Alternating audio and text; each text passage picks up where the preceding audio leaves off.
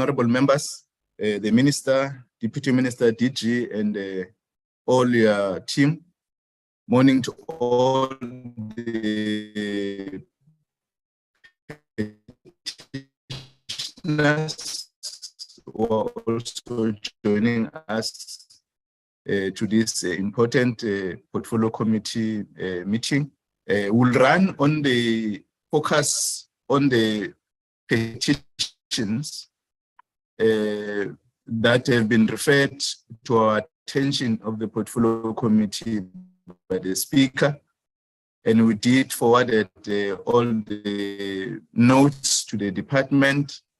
I'm also fully aware that the response has been given to our attention, honorable members, including the petitioners, so that they're able to go through the response for purpose of this meeting or the call with the members of the committee to allow members of the committee to interact on the issues that are arising from the petitions that are being responded by the department. We'll also receive on the request or referral by the Speaker the issues that are arising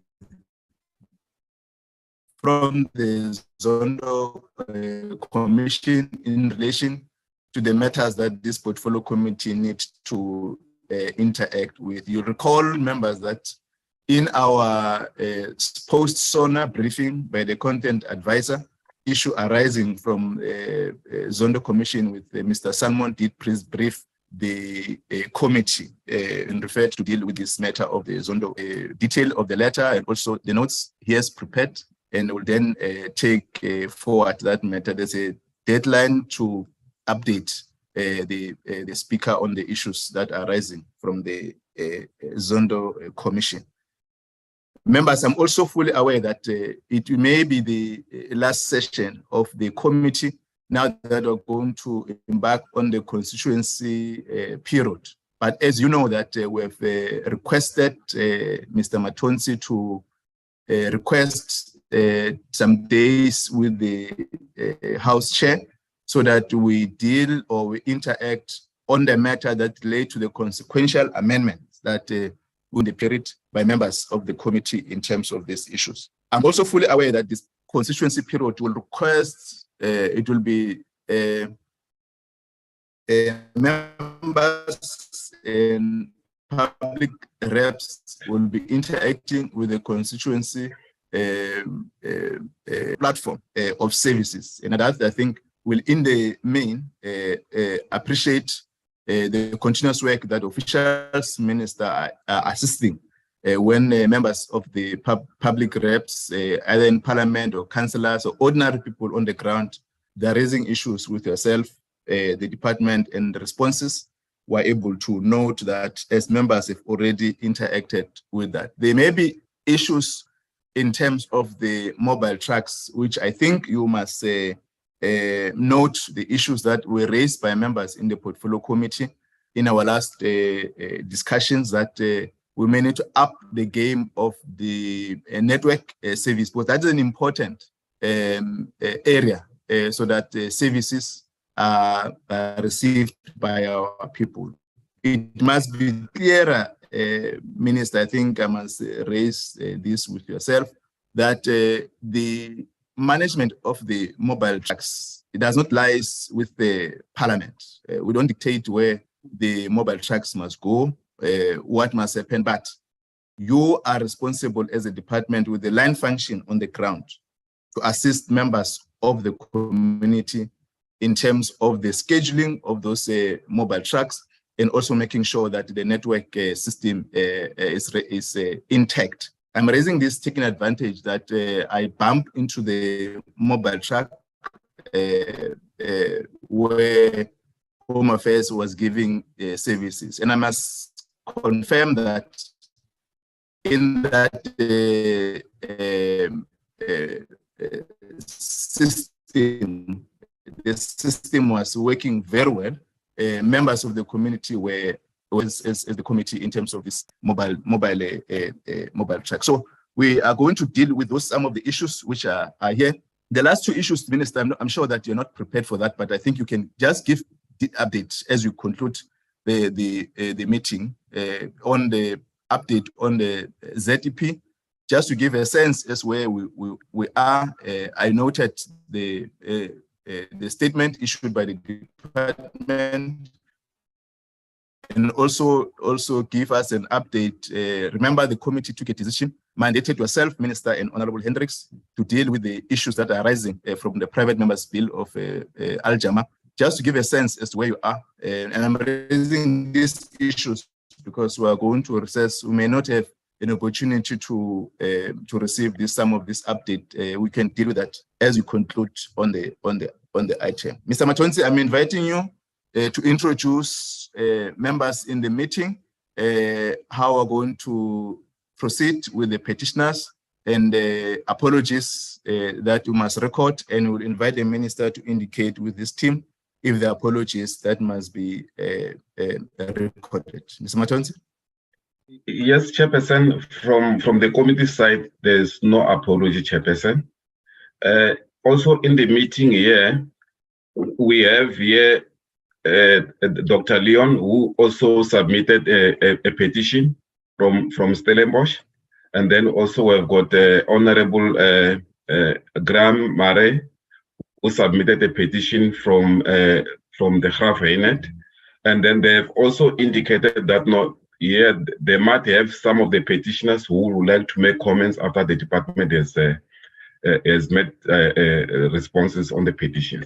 That's all, Chairperson, from my side. Okay, thanks very much, Mr. Matonzi. Minister?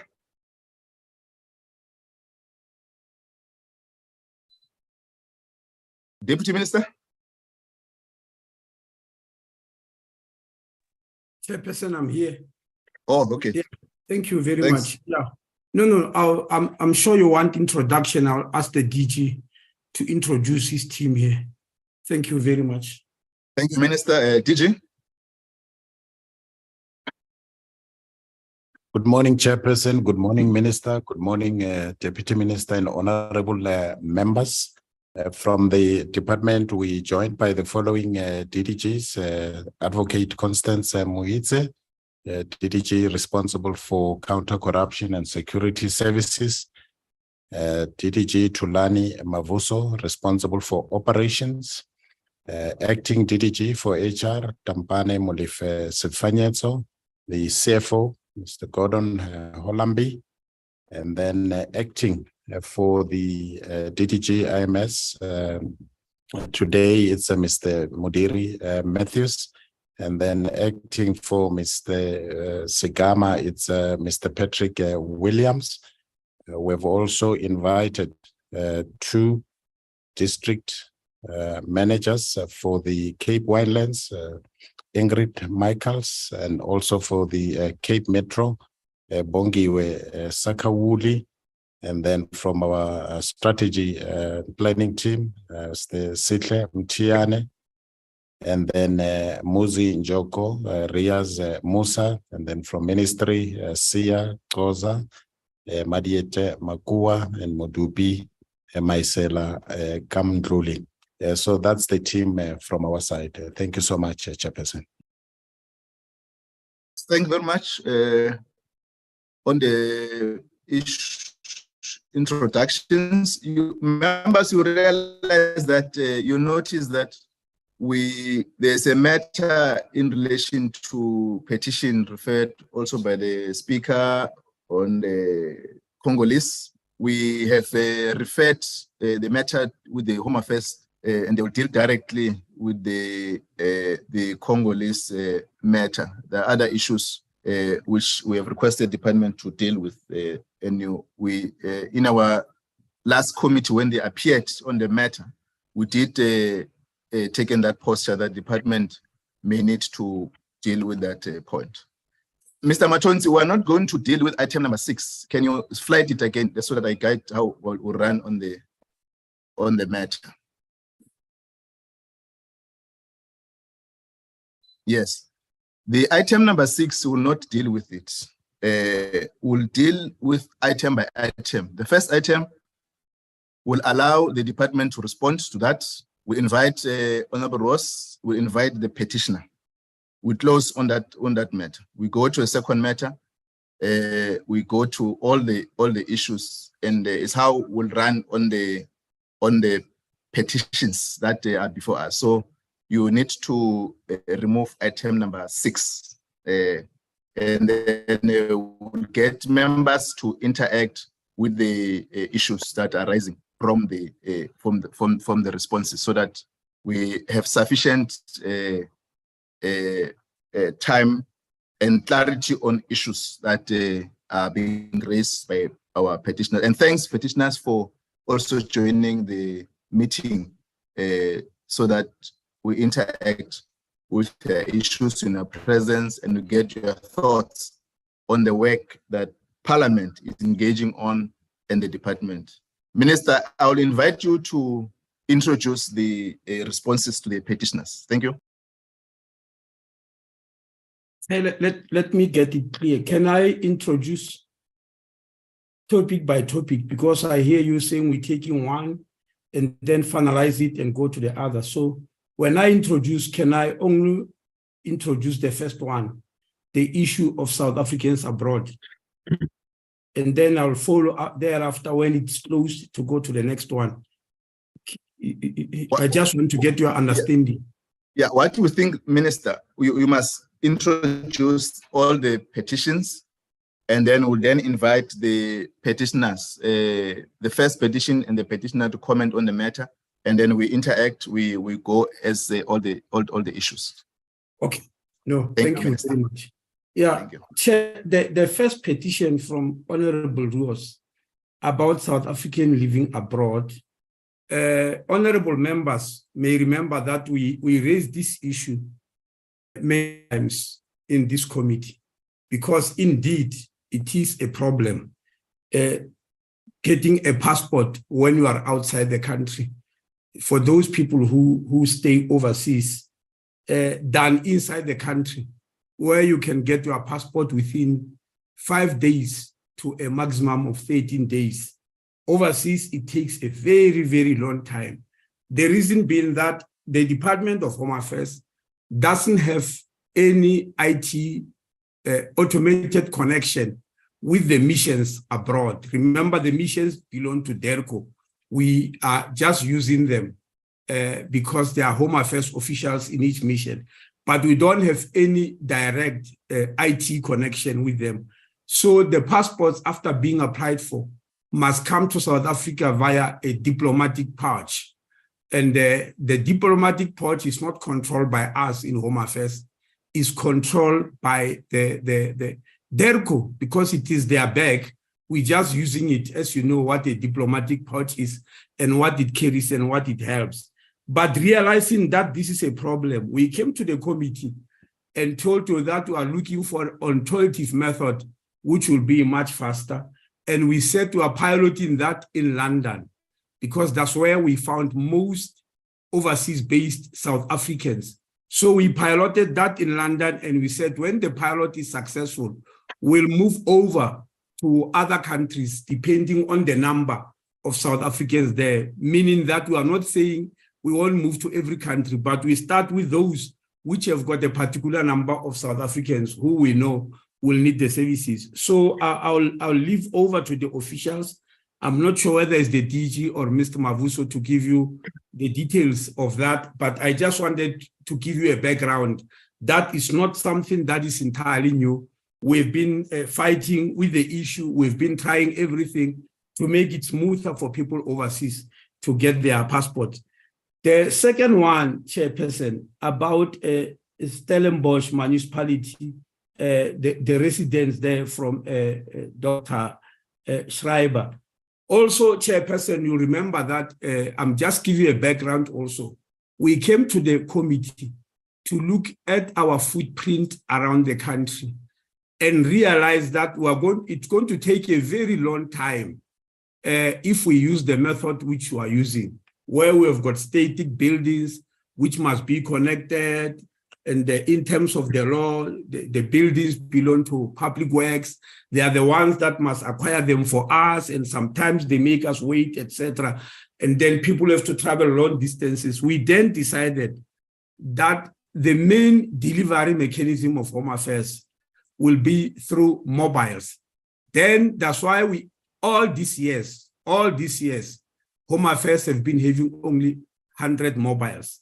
But now we have added 20 new mobiles, and we have informed you we have ordered 100 more mobiles that are still being put together in Gqeberha, in a factory, in Isuzu factory in Gqeberha. We don't know how long it will take. I've arranged to go and pay a visit there to see how far are they in producing the 100 trucks for us.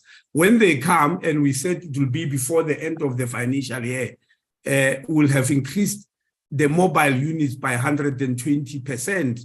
And we also announced that we'll keep on adding every year, every financial year, until we have got 1,000 mobiles. So that's what we said. But the problem we might be experiencing is all the mobiles we have got in the field have got a timetable and a program of where they must go when. Now, sometimes it does happen that honorable members visit, and their visit does not coincide with the program or the timetable, which is drawn locally, because it's not drawn by us. It's drawn locally, agreed with local authorities there and people on the ground and communities there. So sometimes it does not coincide with members' visit, and it might be a problem, seeing that we've got such limited mobiles. Before we get these ones that we have ordered, unfortunately, we'll be living with that type of situation. The last one, I think, is more or less the same thing.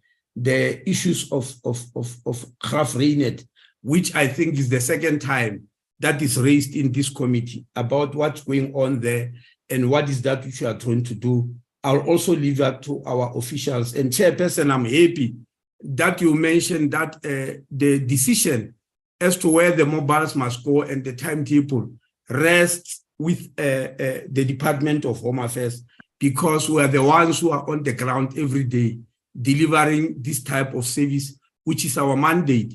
But also you'll remember that 2 years ago, the Deputy Minister of Home Affairs, Honorable Nzuza, and the Deputy Minister of Basic Education, Dr. Mhaule, actually in a school in Mpumalanga, launched the school program whereby mobiles must visit schools in our attempt to make sure that learners should not be coming to Home Affairs in uniforms, should stay at school and learn. They are running that program. It also uses mobiles. So you can imagine the few mobiles that we have to be shared among communities and schools. And that's where the problem is, because when members go on the ground, they may not see them and they may not believe mobiles are active, but I can assure you they are active every day.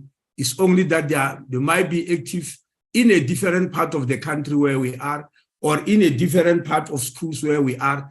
But we are hoping and praying that the 100 mobiles we have ordered, we get them timelessly. Chairperson, thank you very much. Let me allow either the DG or Mr. Mavuso to come up with the issue of what is that which we are doing about missions abroad.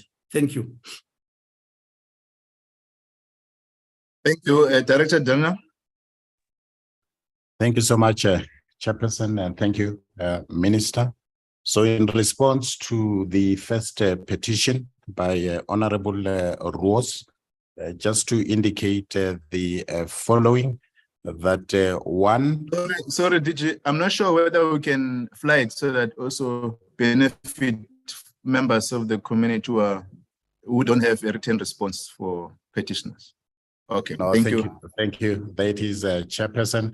So firstly, Chairperson, I think Honorable Roos, you'll recall that in 2019, just before I come to the responses, our own IT team from the Department of Home Affairs visited the UK mission and with an intent to look at the installation of e-home affairs and live capture at these missions in order to reduce the turnaround times for South Africans that are living abroad. And of course, that installation, we also needed a review to be conducted by a state security agency to make sure that there are no penetrations that might lead to either vulnerabilities and cyber attacks. Now, before that exercise could be concluded, of course, then there was COVID. However, the Department of International Relations then started with the data modernization project, which has just been completed by the Department of DERCO. And at the moment, they're now migrating data with a view to integrate that with the Department of Home Affairs to ensure that we are able to respond quicker and faster in terms of our turnaround times. So amongst others, we have this working group, which will also tap into what I've just said with regards to the new system of DERCO. We've established this working group between ourselves aimed at reducing turnaround times for applications that are lodged in the foreign missions. And of course, this working group will also be looking at the integration of the systems that I've just referred to. But further than that, Chairperson, we found it necessary to look at solutions to address the delays and challenges experienced by citizens abroad when they apply for various enabling documents.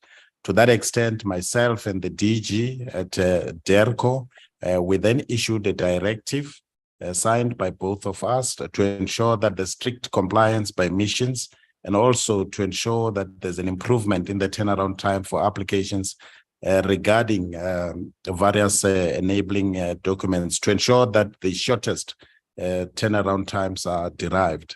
So this entails, amongst others, the following schedules. The minister spoke about the diplomatic bag, which is really work that's done or within the purview of the Department of International Relations. So we now know, Chair, that there are high volume foreign missions, such as the USA and the UK. So in those missions, the solutions that we have introduced is that at least the diplomatic bag should now be shipped twice a month. And then you also have low volume missions, particularly the ones on the continent. So this will be done on a monthly basis. And of course, while this service was impacted during the COVID-19 regulations, they've now reactivated it, and the new service provider has been appointed by the Department of International Relations. The third area you will recall, Chairperson, is that in 2022, the minister in his introduction indicated that we launched a pilot passport application service in 3 locations in the United Kingdom. Now, from that period, June 2022 to May 2023, we have been able to issue more than 10,042 passports to South Africans living in the UK through this VFS partnership. And of course, the turnaround time has significantly been reduced. In the past, it used to take between 180 to 270 days. And now it's now shortened to 60 to 90 days. And as we improve the systems, we hope we can even shorten that period even more. Now, based on the success of this system that was launched in the UK as a pilot, we now have a huge number of requests from various missions. UAE, Dubai, USA, New York in particular, and Washington and the USA. And then, of course, New Zealand, in particular Wellington. And then, of course, in Australia, it's been Sydney and Paris in France. Now, this is in countries where there's a population of more than 20,000 of South Africans. So we're now looking at rolling the same service to these areas because of the demand by South Africans for enabling documents. Of course, this is subject to contractual discussions with the service provider. So that's the response, Chairperson, to the petition that's from Honorable Roos. Thank you, Chairperson. Thank you. You can proceed to the second petition. Chairperson, I'll invite DDG Mavuso to then address both the petitions with relation to Stellenbosch and also Graaff-Reinet in the Eastern Cape. Thank you. Over to you, DDG Mavuso.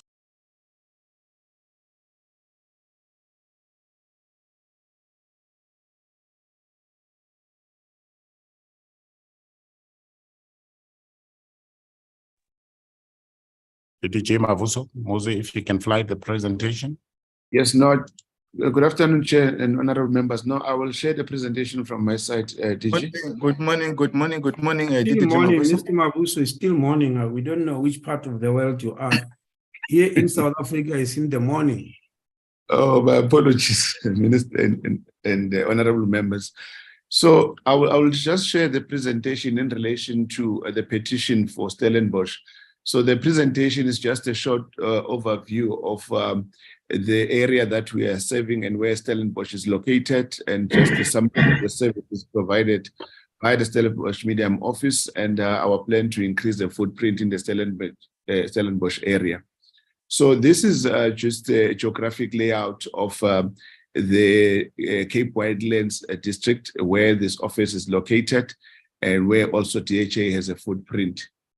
So the Cape Winelands, Honorable Chairperson and members, has the highest second population within the Western Cape, with the Cape Metro consisting of about 62%, and then Cape Winelands at 14%.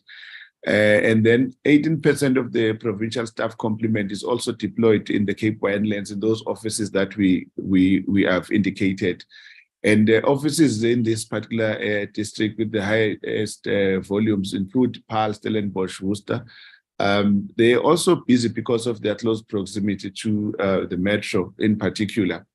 The route, obviously, from the metro has a number of offices, which include Mitchell's Plain, your offices in Khayelitsha, the new Epping office, and in Nyanga. And this is just the population in that particular area in terms of the population spread. I'm not going to spend much time on that. But in terms of State SA, these are the population numbers that we have in that particular area, sitting at just about 176,000, and the areas at the bottom that are being serviced by our offices there.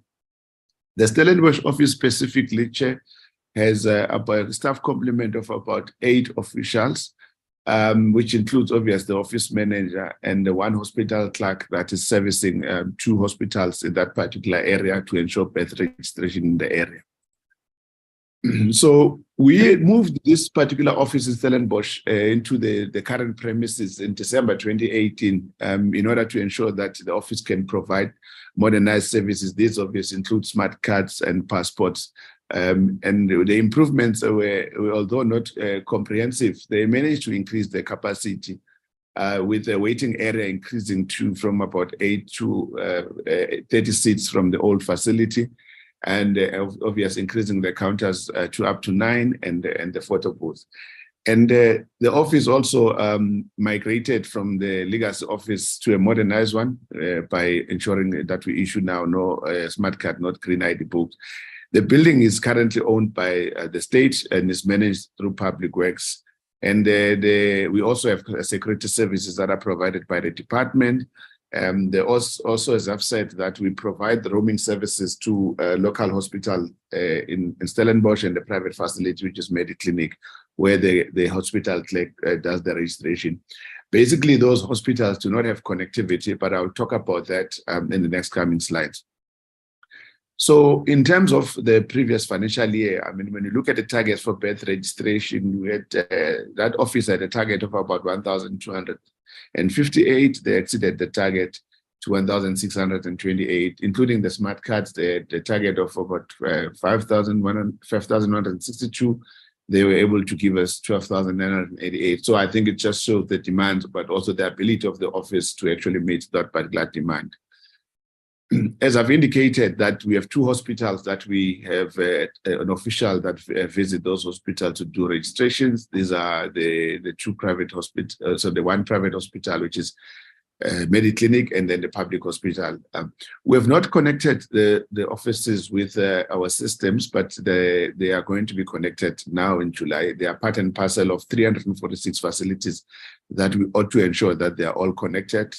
So we currently have the official who's roaming, in other words, roaming, going to this, collect, and then go back, register in the office, and then takes those birth certificate back to the hospital. So in terms of our efforts to reduce waiting times, obviously this office, we have indicated clear signage in the offices in terms of their categories, where those who are there for smart card and passport applications are separated, those who are there for collections. It makes it easier because you'd find that if it's just one queue, then it becomes longer. But if you separate the services, it's quite clear. We also prioritize. DG Chairperson, DG Makode. Chairperson, can you hear me?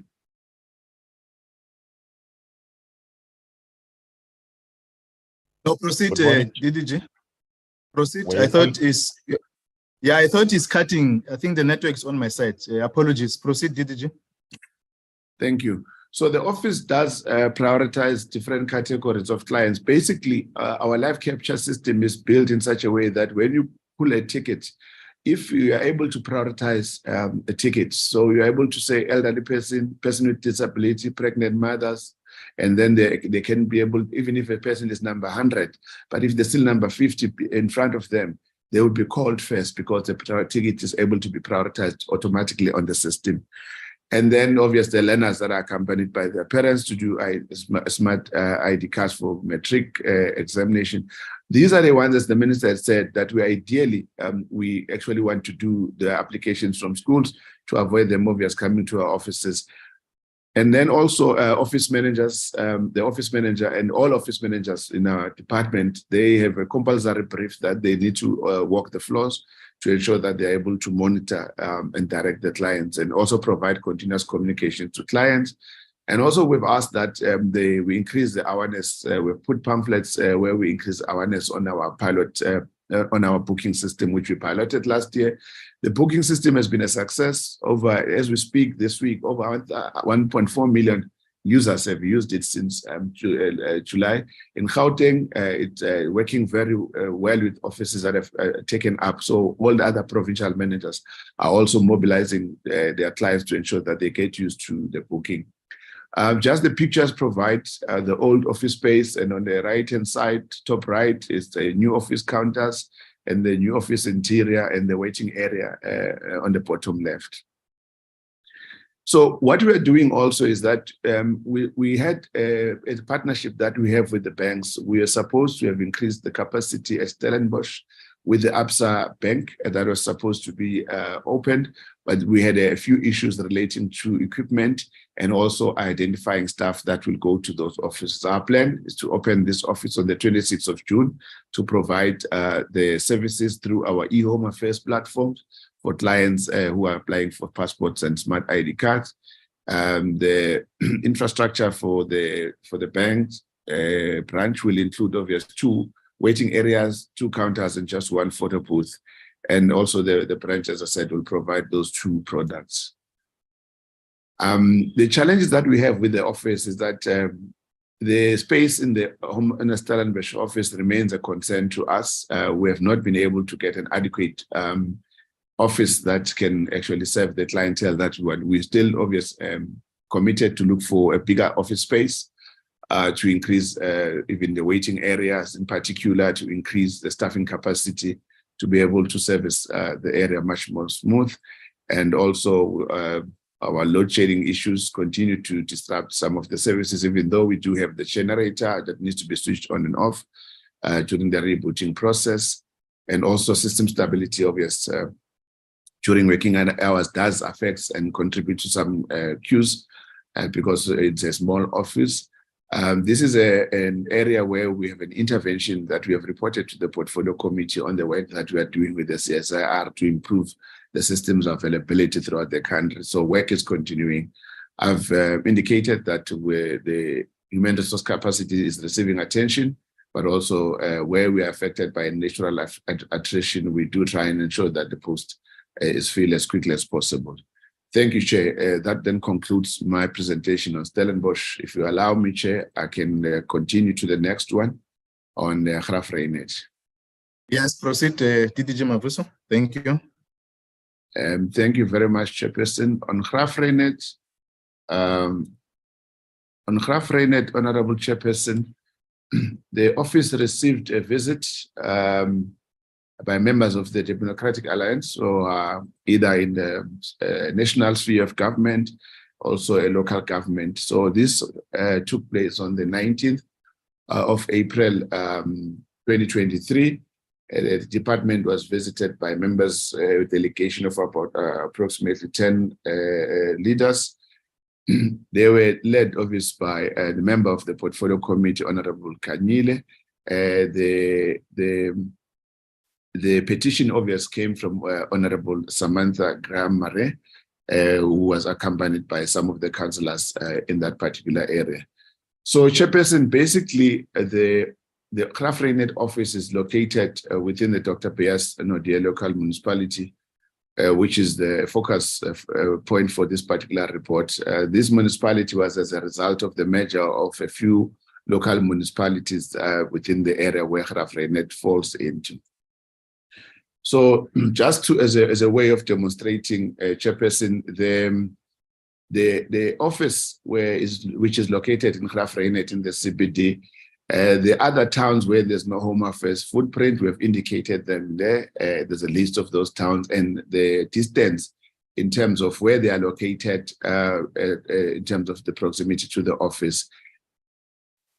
The next one, Chair, is just to indicate that that office in Graaff-Reinet, the same as Stellenbosch, has about 8 officials, which is the office manager, the control immigration officer, and 4 civic service clerks, and the cleaner. And just safe to say that very same officials, obviously, they are also responsible for ensuring that other functions in the office are also managed by them, including human resource function, be it leaves, management of assets and in the office and finance. Chair, there are a number of issues that were raised by the honorable members. I think the first issue that was raised in the report on the petition was that there was no schedule that is made available to the members of the community to know when the mobile units are visiting various areas. So, Chair, the mobile unit schedule for the province is developed in line with our DHA access model. We have presented the issue of the access model to the office, as the minister has indicated, that what we learned out of the access model was that some offices where they are built in certain towns, like in Graaff-Reinet, it's brick and mortar office. So it means that citizens must travel to an office to be able to process applications.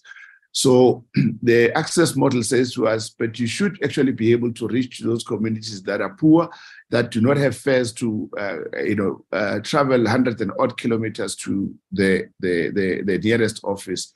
So hence the increase in the footprint of the mobile unit will actually improve that particular situation, because the services will now be coming closer to the citizens.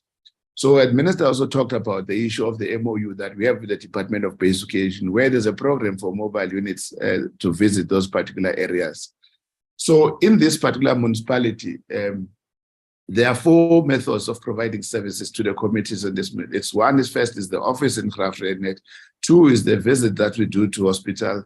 3 is the mobile office visits, and then obvious special community visits. This is when you have high impact projects that the province, from time to time, actually all provinces do, where they mobilize all their resources and go to a specific event just to have a high impact project, be able to mop up a birth registration where they have not been done.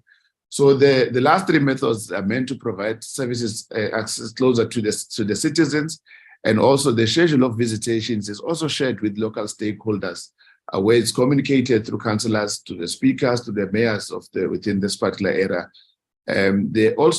The district that has 2 mobile units that service the Nelson Mandela municipality and also Sarah Batman. So these 2 mobile units, they also utilized in this particular municipality to visit certain areas. Chair, I'll be the first to admit that they are not adequate. Hence, in this current financial year, the minister previously indicated, there are 100 mobile units that have been bought. They are going to be delivered within this current financial year. Again, each province will get additional mobile units, in other words, increasing their footprint. The order has already been placed. They are currently being produced. So we expect that they should be delivered. When mobile units obviously plans to visit these areas, either the community or schools, they get obvious notifications from the office of the speaker notifying them about the visits and the areas to be visited, including the notification by councillors and ward committees of the area, so that members of the communities can be mobilized through CTWs to ensure that certain targeted groups, because there are certain areas where we know that social services, social departments would have raised issues to say, we've got children in this particular area, so it becomes a targeted intervention. So that's how we have been handling this particular matter, as we have indicated that this office in Graaff-Reinet does not have its own mobile unit that is permanently allocated to it, but it's one of those that will be prioritized in the distribution of the next coming mobile units. We also indicated that the health facilities that are located there, where we also provide the services, with a few officials visiting these offices, as we have indicated. Some of them we visit, like Midlands is daily, on a daily basis. Aberdeen is once a week. Sawas Hospital is twice a month, and then Willowmore bi-weekly. And then that just indicates some of the birth registration that have been done in those particular areas.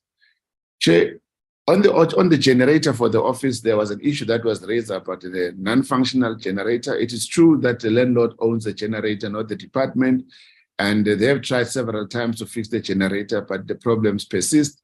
We have agreed with the landlord that we need to ensure that the generator is fixed no later than the middle of June.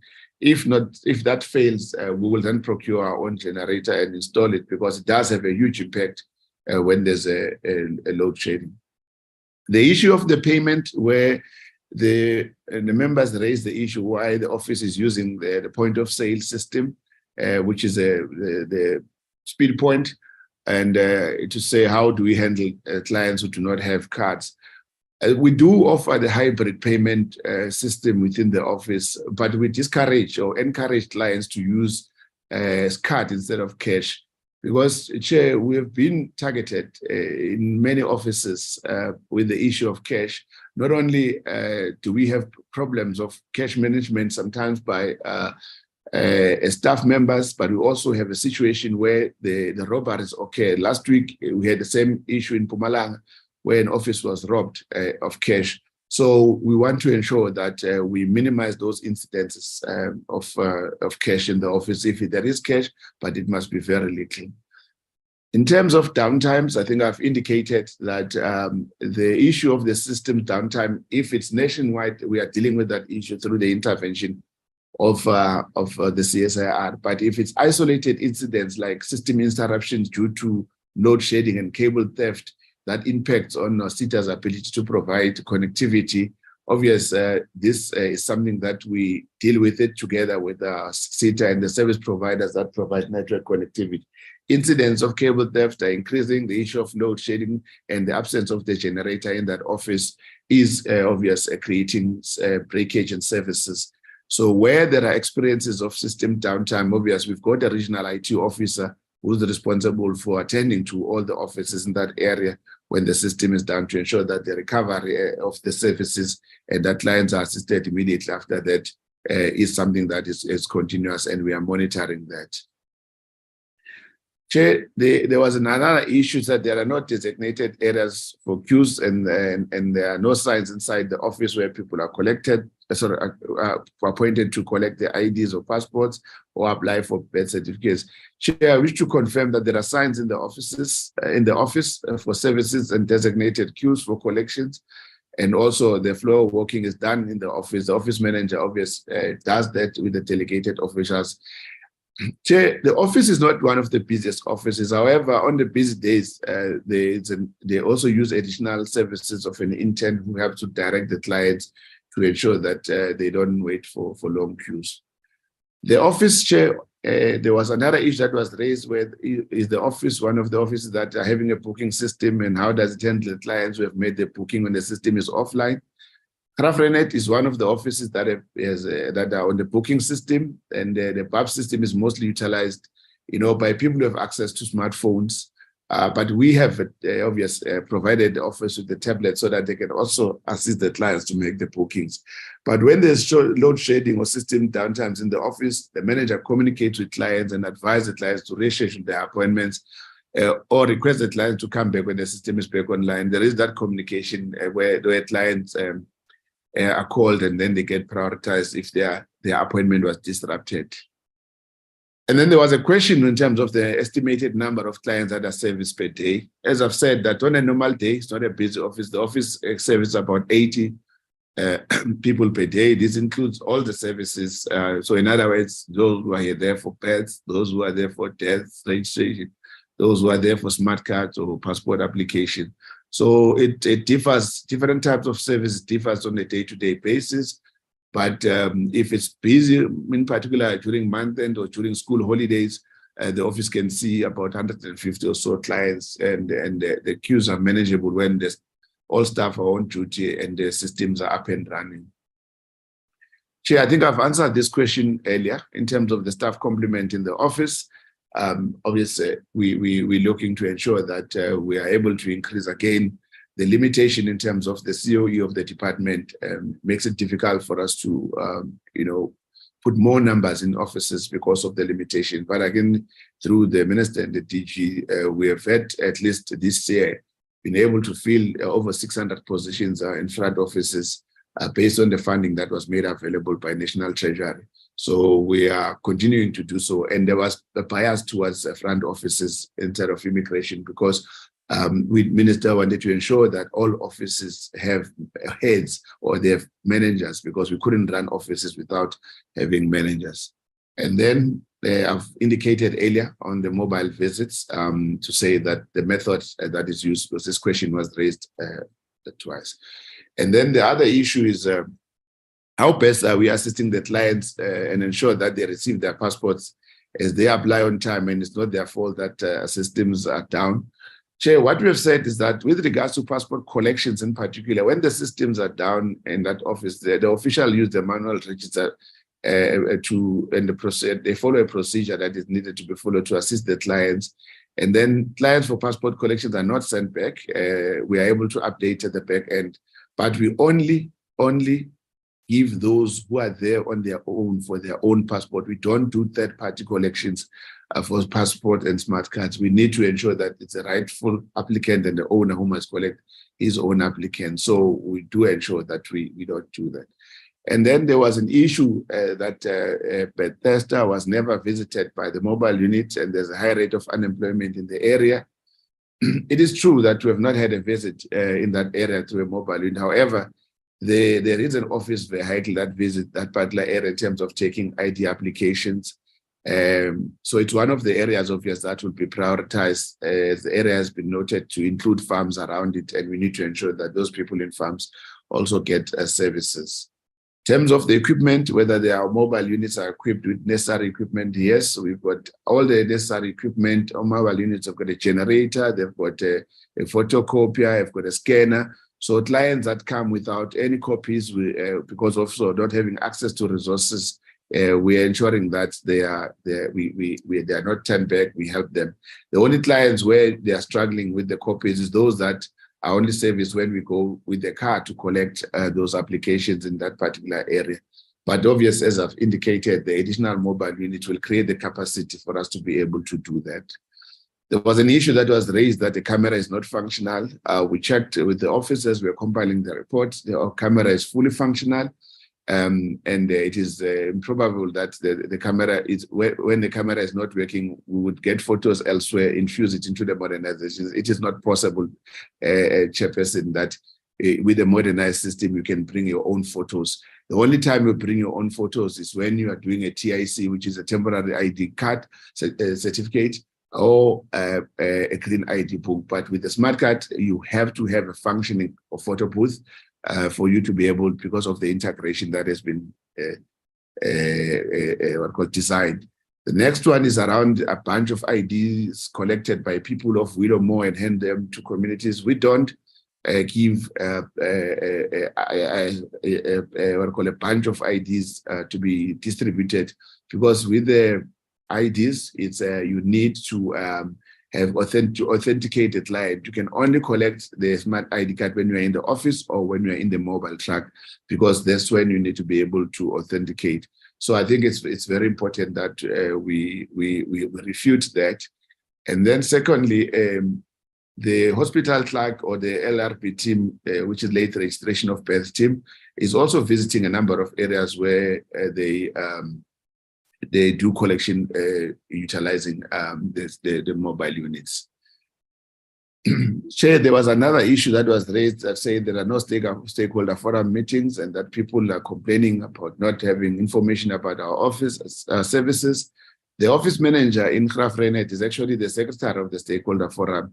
And it was mentioned that when the executive members have issues, they visit the office manager, who's a secretary of the committee, or to address issues. And also Councillor Williams is also a deputy chairperson of the committee. So they have a right, obvious, to request the meeting with the deputy chairperson where there are pending issues in the area. And if the office manager is not around, there is a deputy secretary who can also help to convene the meetings. Chair, this is information I'm just providing. These are some of the contact details for various key role players in all the work that we do, be it in the councillors in Aberdeen, the principal of the high school there where services are brought, and also the issue of the maternity leave. So the maternity hospital, maternity ward in the Aberdeen hospital, and all the contacts in the other areas. Chair, I would like to stop here just to indicate that the next slides is just to indicate some of the statistics when mobile units have visited certain areas, be it Aberdeen, Willowmore, and all the other areas right up until the last area that we mentioned, which is the Bethesda, which we've only sent a DHA car. So, Chair, in conclusion, we're saying that the office does offer services to the people of the Beyers Naude local municipality, and that when the truck is planning to visit, the schedule is made available and the people are notified through the local municipality. And also the councillors, CDWs, principals of the school and community members are also informed by WhatsApp groups to ensure that mobilization is done. And then we just provided the summary of services outside the of Home Affairs office, of Home Affairs by mobile truck or vehicle from the previous financial year. Thank you very much, Chair. That concludes then the presentation. Thank you.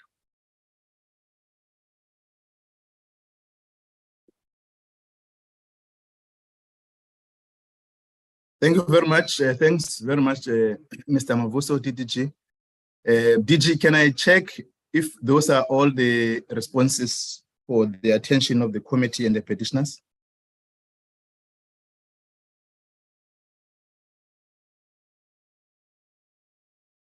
Chairperson, I think Mr. Mavuso has covered all of them. I think on the other one, you have already ruled with regards to the Congolese society.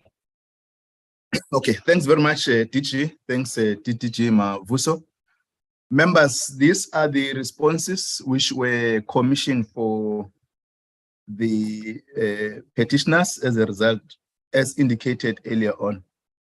I'm going to invite Honorable Roos and also the petitioner to comment on the response and invite members to comment on the issues you might have identified. Then invite the department to respond or comment on the issues that might have raised, and then we'll move to the second one. I'm fully aware that Honorable Roos may, on the first point, you'll comment also, and then invite the petitioner also to comment. Honorable Roos.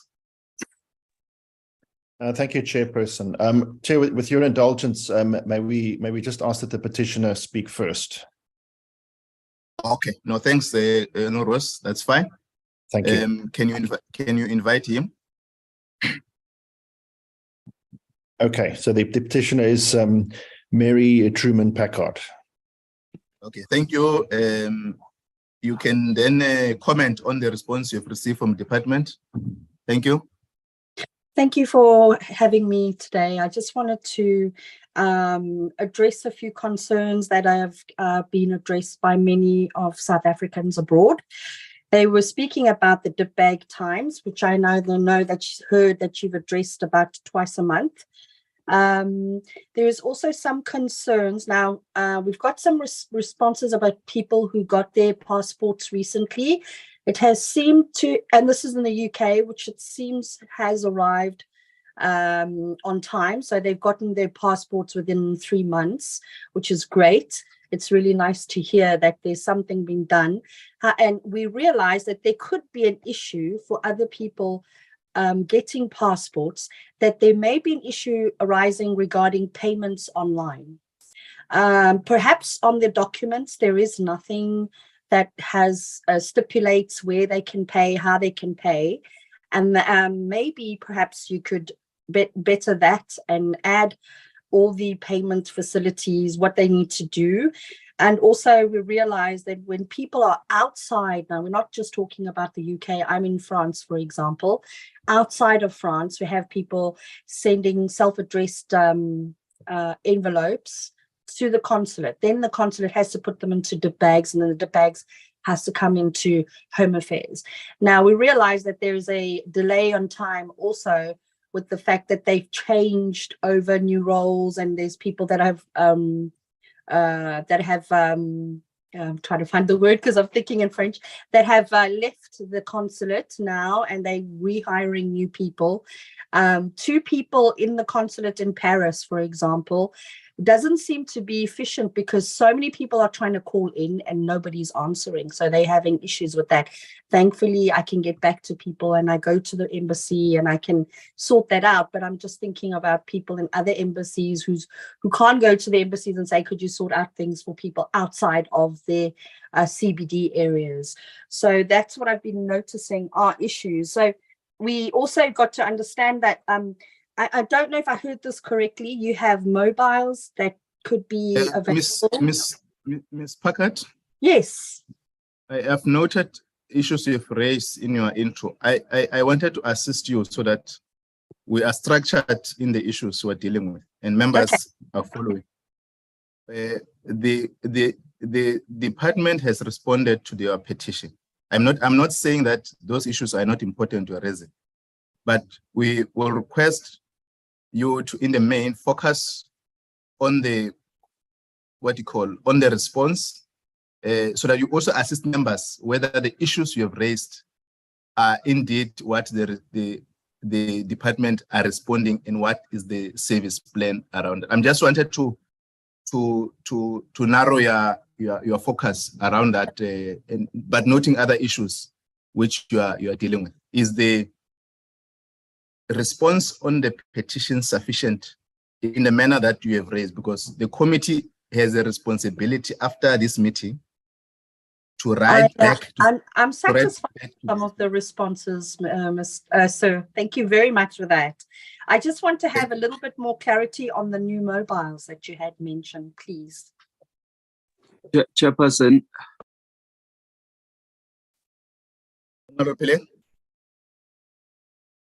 Chair, yeah, can I just beg your indulgence, Chair? If we could just ask the petitioner to introduce herself and just tell us her role. I think it's going to help us as members of this committee. Thank you. Sure, sorry, thank you. I had forgotten to introduce myself. My name is Mary Truman Packard. My role is chairperson for Europe, for France and Europe, and I've been with the DA since DA abroad since 2014, and doing a lot of supporting them a lot. So there we go. Okay. I'm coming back again because I want to assist we members of the committee, as I've indicated, Ms. Packard. Are you, okay, let me, I think Honorable Ross also will assist, I think, as he comes in. Is the response of the department on the petition satisfy what you have raised with the speaker for our attention? And what are the issues, limitations around that response? I think if you can assist us around that, then we'll move. You can proceed. What? There is no more response. Thank you very much. I'll let Mr. Roos add to that. Okay. No, thank you. But if you get something that you are not highlight, you can come back. Honorable Ross? Thank you. Thank you, Chair. Chair, I think just perhaps it's because mobile units were mentioned as part of the response that could have caused a little bit of confusion in terms of that being linked directly to the petition.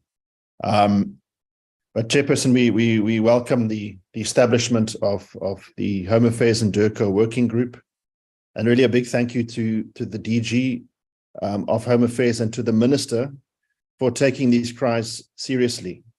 And really taking some actions to date that have already started to address these issues. Chair, I think we need to understand that many South Africans go overseas because they can't find work here. And so sometimes there's a perception that they are rich and they can travel all over the place, etc. But this is not necessarily the case. And really, you know, with currency weakness and that often these persons move overseas, they actually have a reduction in lifestyle. So I think it's important to understand that when we look at the services and how South Africans abroad interact with these services, especially flying across vast territories to go and make an application, things like that. So DG, I mean, you've issued a directive to ensure strict compliance by missions and improvement in the turnaround time for applications. It sounds like this is essentially directing persons to do their work. Are there any specific measures in there or targets that persons have to reach, response targets? Because if one is just saying, listen, you need to comply and do your work, I think you might find that it's difficult to measure the outcome. How are we improving? Is it improving? And how do we identify where there's gaps? Because as you've mentioned, it's still a fairly manual process.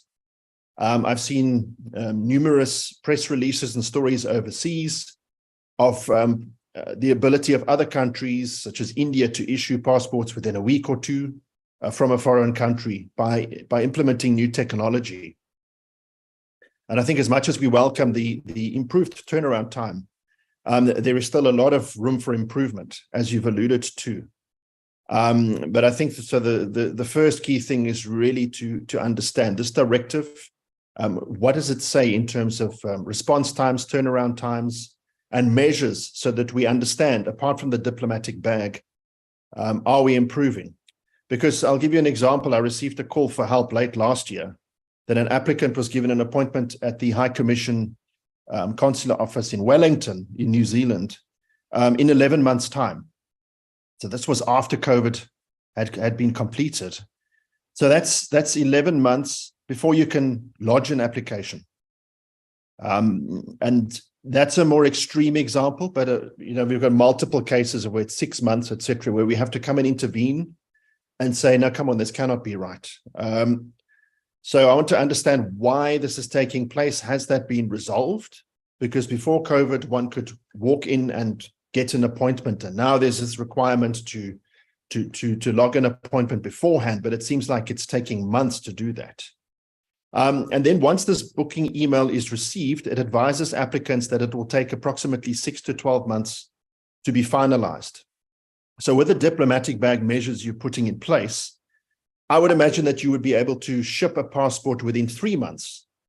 If you talk about 1 month maximum to get the application to South Africa, 1 month to process it. You're processing these in 2 weeks, 2 to 4 weeks here, and then 1 month to get it back at the most. So is your turnaround time still 6 to 12 months, and why? Why would that be the case? Then the shipping of the diplomatic bag is one thing, but the handover between DIRCO and Home Affairs also seemed to create a big problem, because when we try to follow up on numerous cases, we find that Home Affairs is saying, well, we've delivered it, we've sent it off to DIRCO, but you seem to be unable to trace exactly where it is. Is it in the DIRCO offices in Pretoria? Has it been shipped? When will it get there? There seems to be this gap there. If you can just advise us, has this been resolved, or what is going to be done to resolve that gap between Home Affairs and DIRCO? And then when we talk about the need to now apply in person, there are some extreme distances, for example, in the USA, where persons need to travel to embassies to apply. But when I went to Australia, and then you had to get a visa, you applied online, and then you went to a local competitor of VFS and you did your biometrics. So especially for persons that are renewing their passports, etc., why is it not possible to utilize the services of a VFS or one of their competitors to do the biometric part of things, and then allow persons to do the majority, especially of a renewal, online, and then go to their local office? Because it's supposed to be the whole point of having a VFS or the like, is that they have the international footprint and that they are able to provide offices that are closer to applicants than a foreign mission might be. So that is it from my side, Chairperson. But once again, a big thank you, DG, and a thank you to the Minister for taking these concerns seriously. Okay, thanks, Honourable Roos, and thanks, Ms. Packard. Your response, DG, seemed to be more sufficient to the issues. I would invite members to comment on the petition one. Honourable Lizel, Honourable Kanyile, Honourable Malekwa, Honourable Tejana, Honourable Pile, Honourable Khwase, Honourable Tito, Honourable Bongo, and Honourable Modise. Yeah, I think Honourable Mare is also on the other petition. We will and welcome Honourable Mare. In that order, Co-Chair. Good morning, Chairperson, and good morning to the Minister, our DG, and all our colleagues on the platform. No, I was expecting for us to comment at the end on all the presentations, but nevertheless, we thank the Honourable Roos and the petitioner for raising these issues. I think the struggles with regards to accessing or renewing passports abroad is something that has been brought to our attention on numerous occasions. In my own case, for example, I had a family member who could not renew their passport in the UK and had eventually had to travel back to South Africa in order to do that. So, but as you had alerted, I think we thank the Minister and the DG for taking these issues seriously and for putting together an action plan. And I think for us as a committee, it will simply be for us to monitor to see if there is improvement in the next 3 months or so. And just to continue to do oversight over the matter. But thank you to the colleagues for raising it and for the responses we got from the Minister. Thank you, Chair. Thank you very much, Honourable Lizel. Honourable Kanyile. Thank you very much, Chairperson, and good morning to you. Good morning to the Minister, the representative from the department, and the colleagues online. Chairperson, we welcome the presentation that we have received from the Department of Home Affairs, and I also wish to indicate that I have been largely covered by Honourable Roos and Honourable van der Merwe. I think I only have a few questions on this matter, and also noting that Ms. Packard, yes, Ms. Packard has acknowledged that there are people that are confirming that they are now receiving their passport back within 90 days after the application.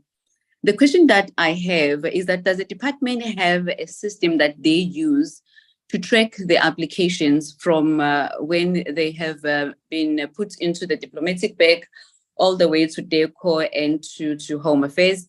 And secondly, I'd like to know if they're also able to, do they have a timeline of how long does it take for the Home Affairs to hand over the passport back to DECO, and for DECO to put it into the diplomatic bag for it to be couriered to the country where it was received. And when the minister was introducing this petition, I had a problem with my network, but I had him here and there mentioning that there is a project that is piloted, I think, in London to try and address this issue. What I would like to know is when was this project, if I had him correctly, piloted in London, and maybe if you can also finish us with the status thereof. For now, Chairperson, I think I'm covered. Thank you very much. Thank you, Honorable Kanyile. Honorable Molekwa.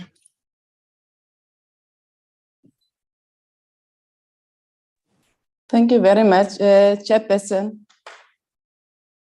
Let me also appreciate the presentation as presented, and I'll also acknowledge the progress made by the department in responding to the challenges. Though there are still challenges, especially of load shedding and downtime, as presented by the department. We hope that the department will be able to develop a plan that will be also able to deal with the challenges. Chairperson, I also have a proposal. I don't know whether the proposal will be able to carry the water. That maybe, is it not advisable for the portfolio committee also to convene a meeting with the stakeholders forum and engage with them to be able to engage with them regarding the challenges, and maybe together with the stakeholders forum we'll be able to map a way forward on this solution that may be presented in that meeting. I think engaging on one-on-one with those stakeholders will be able to help also the portfolio committee to understand the challenges are encountered by the stakeholders forum. Thank you very much, Chairperson.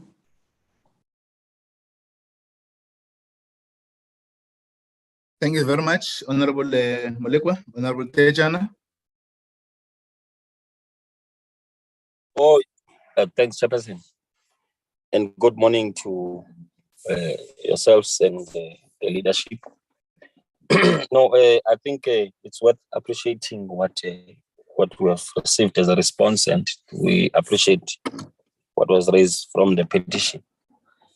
We only hope, Chair, that it is not only speaking to Europe, it also speaks to the Asians, it also speaks to the African continent in terms of how these issues and the responses that we have received from the department in terms of how they treat the whole situation.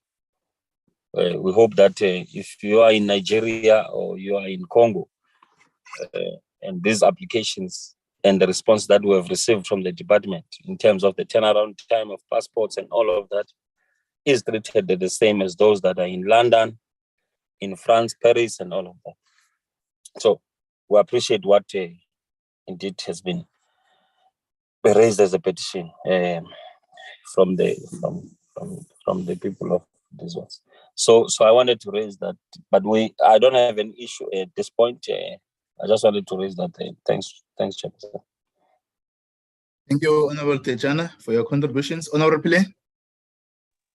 Thank you very much, Chairperson. Chair, thank you. I think it's important to note the responses and all of the achievements that the department has made. I think one must applaud the responses in the sense that it was not just responding, but having found amicable solutions to some of the challenges that they may face. So, Chair, I think for me, it's sufficient in respect of what the petitioner has raised, but particularly to say that it's not just as a result of this, but it's also long-term, that we have a mandate as DHA to provide services to our citizens, and that's exactly what they are doing. And yes, there may be hurdles many a times, but it's important to note that the department is continuing to find other mechanisms and other ways in order to address them. So I think we must applaud the department for that. Thank you. Thank you, Honorable Pillay, for your contribution. Honorable Khwase. Thank you very much, Chair, and good morning to all the colleagues on the platform. Chair, mine is just to say to the department that continue doing the good work. And where I'm sitting, I am satisfied that even the petitioner find the response by the department sufficient, and she can even attest that some of the applicants received their passports in 3 months. It simply means that the department is only talking about doing what they are forever preaching, and they are improving on the services which they give to the citizens. Thank you very much, Chair, and applauding the giving credit where it is due is very important. Keep up the good work, and I hope they'll be able to resolve any other issues that they might come across or that might be submitted to their good selves. Thank you, Chair. Thank you, Honorable Khwase, for your contributions. Honorable Tito.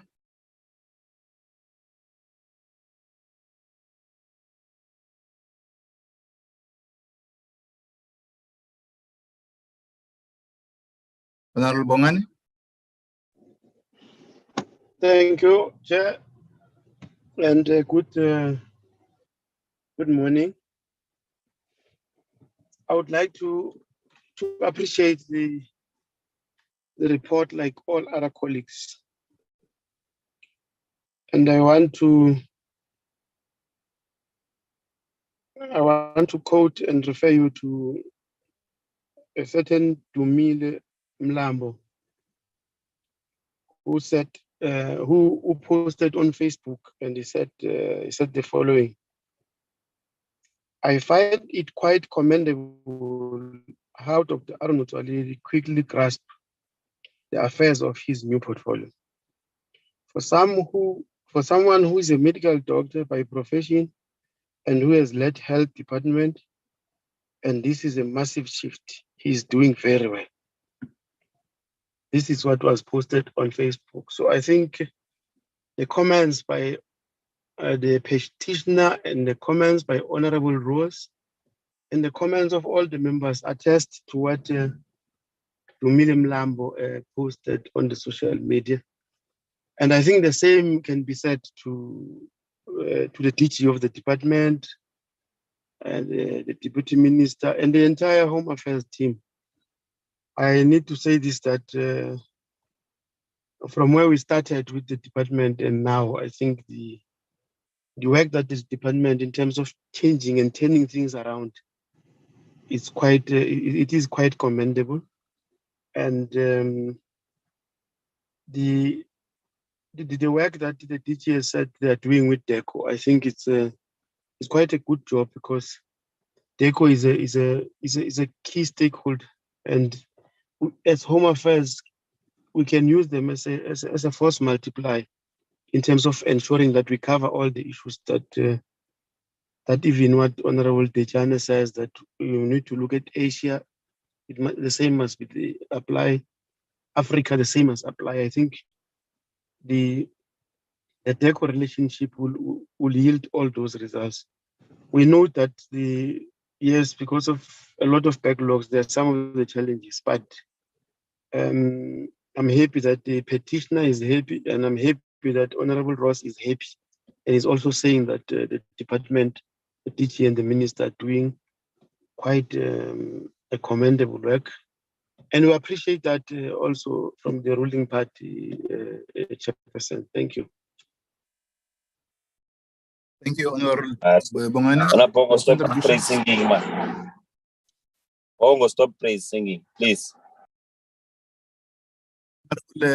Tejana, who's chairing the meeting? Honorable Tejana, I don't know how to treat you now going forward, you know. No. Honorable Tejana, Honorable Bongani. Honorable Tejana is out of order now, really. Honorable Bongani and Honorable Tejana, can we accord your respect as a committee.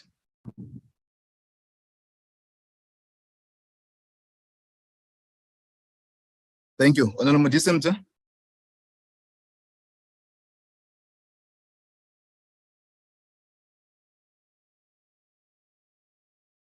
Okay, noted. Thanks the members for your comments and contributions. Minister, can I get your comment on the issues raised? And then we'll move to a second item. I think all the responses that we carried are sufficient. What the committee and ourselves, we may need to, and yourselves as a collective department, is to monitor the issues that you have planned and those that are outstanding, so that all of us were at par in terms of service delivery, but also ground broadly on the various areas that need to be attended. We do appreciate the response that the petitioner has raised. Minister, can I get your comments? Then we move to a second petition. Thank you, Minister. Yeah, no, Chairperson, thank you to honorable members. Of course, we will keep trying as we making the changes. But I thought Chair, Honorable Kanyile said she was kicked out when the DG was outlining the project piloted in London, which is now being rolled out to other major cities.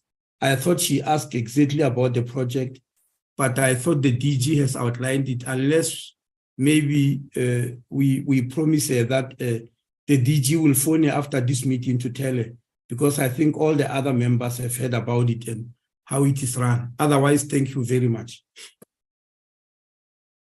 Thank you very much, Minister. We'll now move to the second item. Mr. Matonzi, can we invite the petitioner to comment on the response?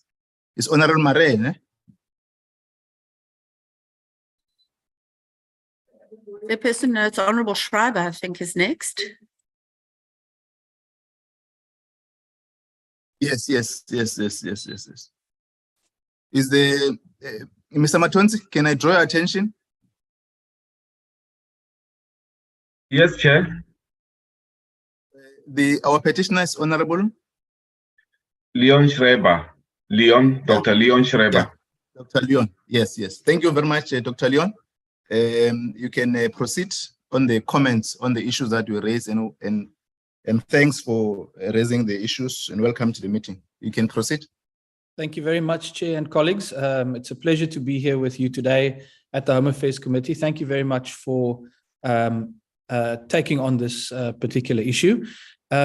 Just by way of background, Chair, the petition really comes out of a number of complaints and really, in my experience, a consistent pattern of people feeling that the Stellenbosch Home Affairs branch is undercapacitated, and that this is leading to inordinately long queues and delays in processing of issues. In fact, just this morning, I received an email from someone who has been dealing with someone who has passed away and not able to actually obtain the death certificate for over 2 years now.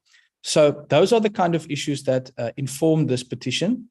However, prior to the petition being submitted to this committee, I did ask a question, a parliamentary question to the Honourable Minister, and I greet the Minister as well. Good morning to you, sir, where I raised this issue and tried to get a sense of what the department's plan was moving forward. The one thing I did not see directly addressed in the petition, although they in the response, although there was reference to staffing, is the fact that in his response, the minister, this was in February of last year, indicated that the number of officials actually required at the Stellenbosch branch is 41 staff members, but that at that time there were only 6 officials in the office. This was 25 February 2022. And at that stage, the minister also indicated that a recruitment process will be initiated by the department in the month of March 2022. Now, Chair, when I look at the response, if I'm understanding it correctly, it looks like we are now talking about 8 staff members in the Stellenbosch office.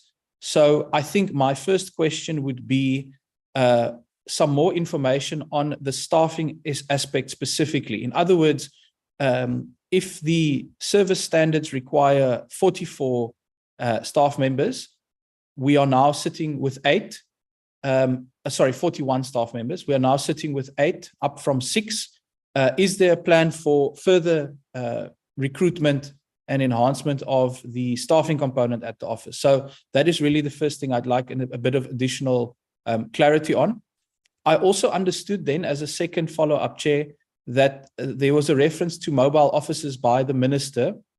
I think he was making a general comment, but I'd like to get an indication whether this means that there will be a mobile office, or that there is one that's just perhaps not always available at the Stellenbosch Home Affairs office, and whether that is something that will be a continuous service now to help relieve the pressure. And then finally, Chair, I am grateful to hear about the progress regarding the secondary branch at the Absa Bank in town, which will, I think, be very helpful. I see that that commencement date is the 26th of June. I just want to check in terms, again, of the staffing component, which seems to be a very big part of the problem. How many officials will be actually stationed at that Absa branch? Will they be there full time? And I understand that it will render services like passport and smart ID, but I just want to check what is the capacity that the department foresees at that branch. Because if, the next time I receive a complaint, I am likely to then suggest that someone also goes to the new Absa branch once it's opened, but I do want to get a sense of the capacity. So, Chair, those are really the 3 follow-up questions. Staffing at the main office, is there a plan to still increase that from 8 to the 41 required? The mobile office, is that something that is available and will be available in Stellenbosch? And what is the capacity in terms of staffing specifically at the new Absa branch that is envisioned? Thanks very much again to members of this committee for their assistance. Mr. Pillay? Mr. Pillay? Yes, Eddie. Yes, the chairperson has been kicked out of the system, and then he would like you to continue with the meeting while he's rejoining. Okay, all right, no problem. Thank you. Thank you.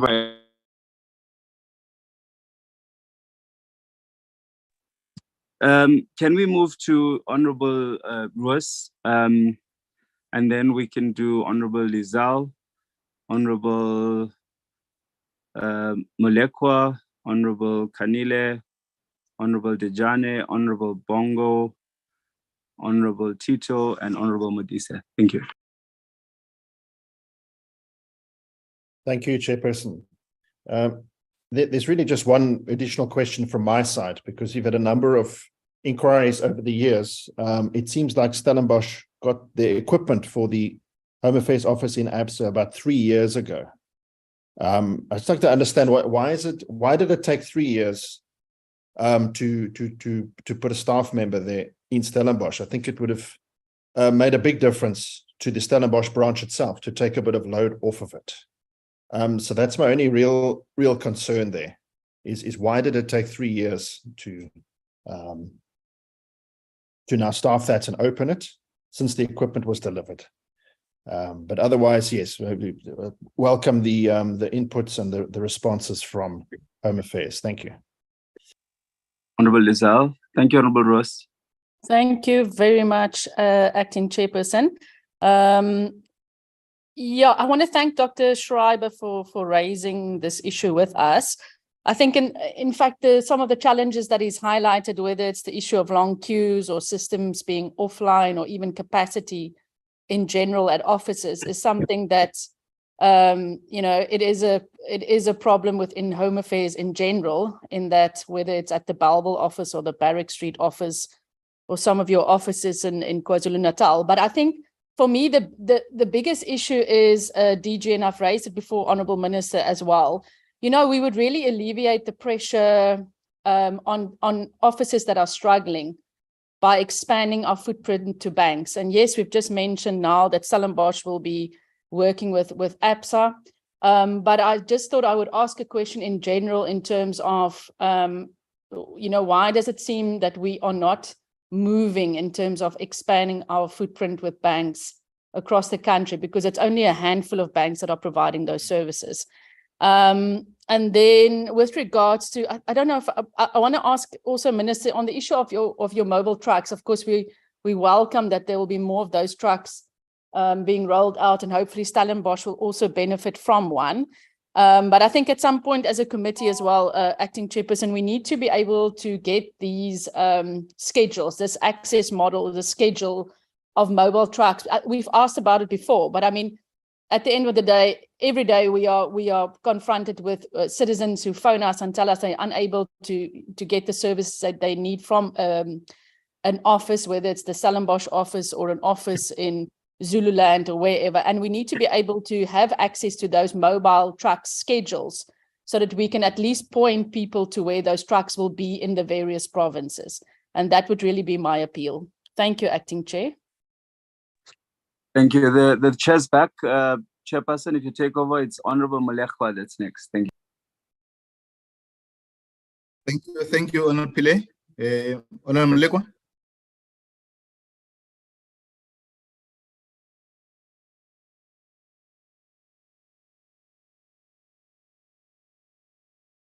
Thank you, Honorable Kanyile.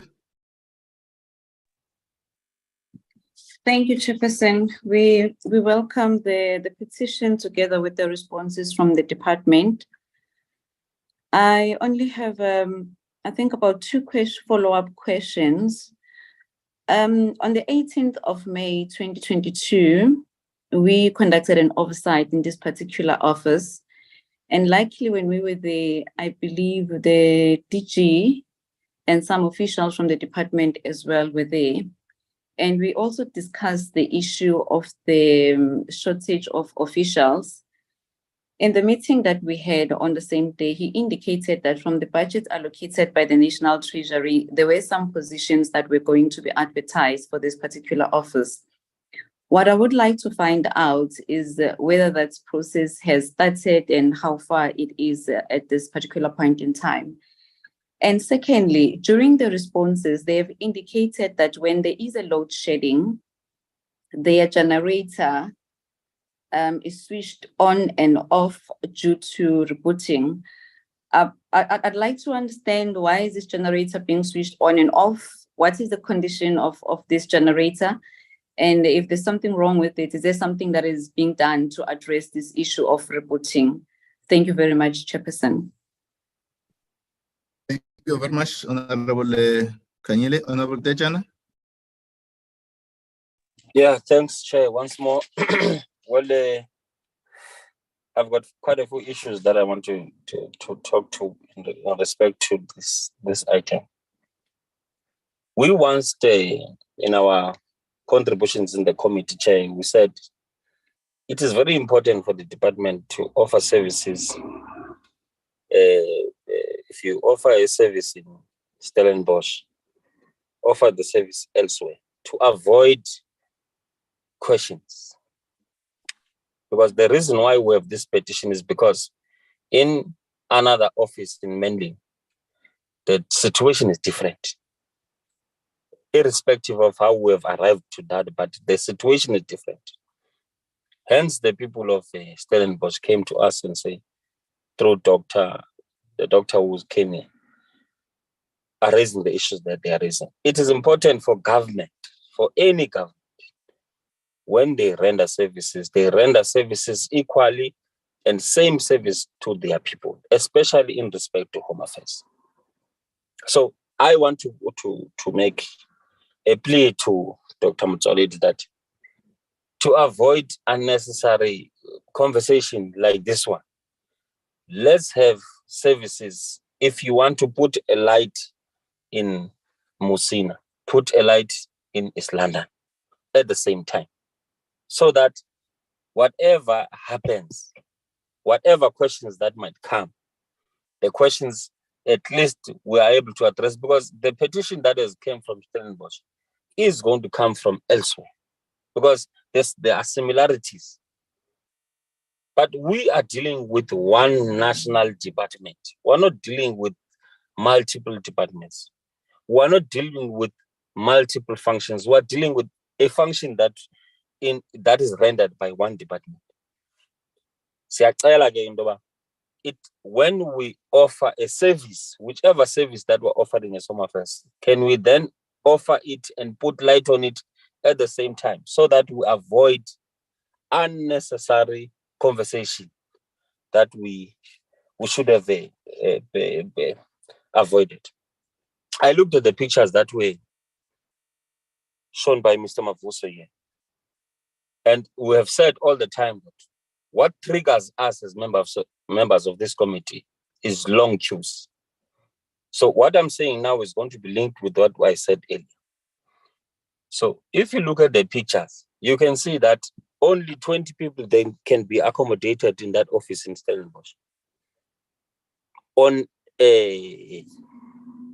So if you have a queue outside in the morning, it means that there's 20 people that you can take at a time. So if we as members of parliament pass Stellenbosch office on a winter or on a raining day, we are going to be triggered by us looking at our people standing outside because of the space that is smaller inside. We need to improve. There has to be some improvement in terms of how we deal with these things, especially the long queues. I mean, I looked at that picture and it tells you that at least not more than 20 people can accommodate that office space. That is why the people of Stellenbosch are coming to say, but why are we offering certain services and we're not offering others?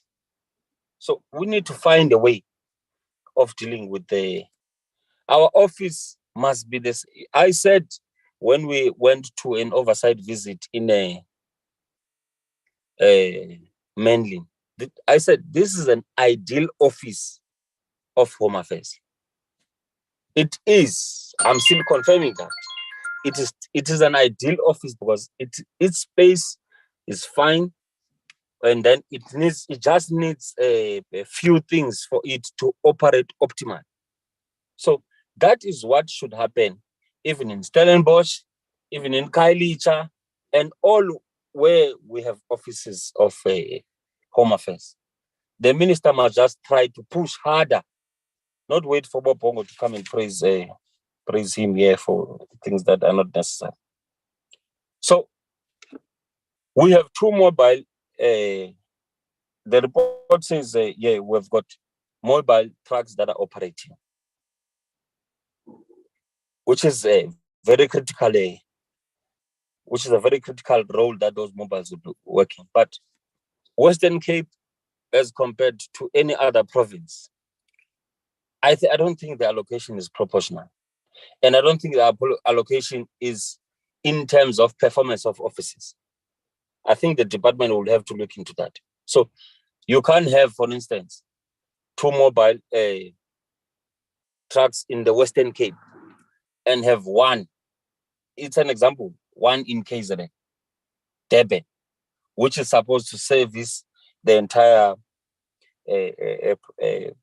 province or the entire region of eThekwini, depending on the population size and the demand. Understanding, of course, Guti, your offices, you know your offices, you make analysis of performance of your offices.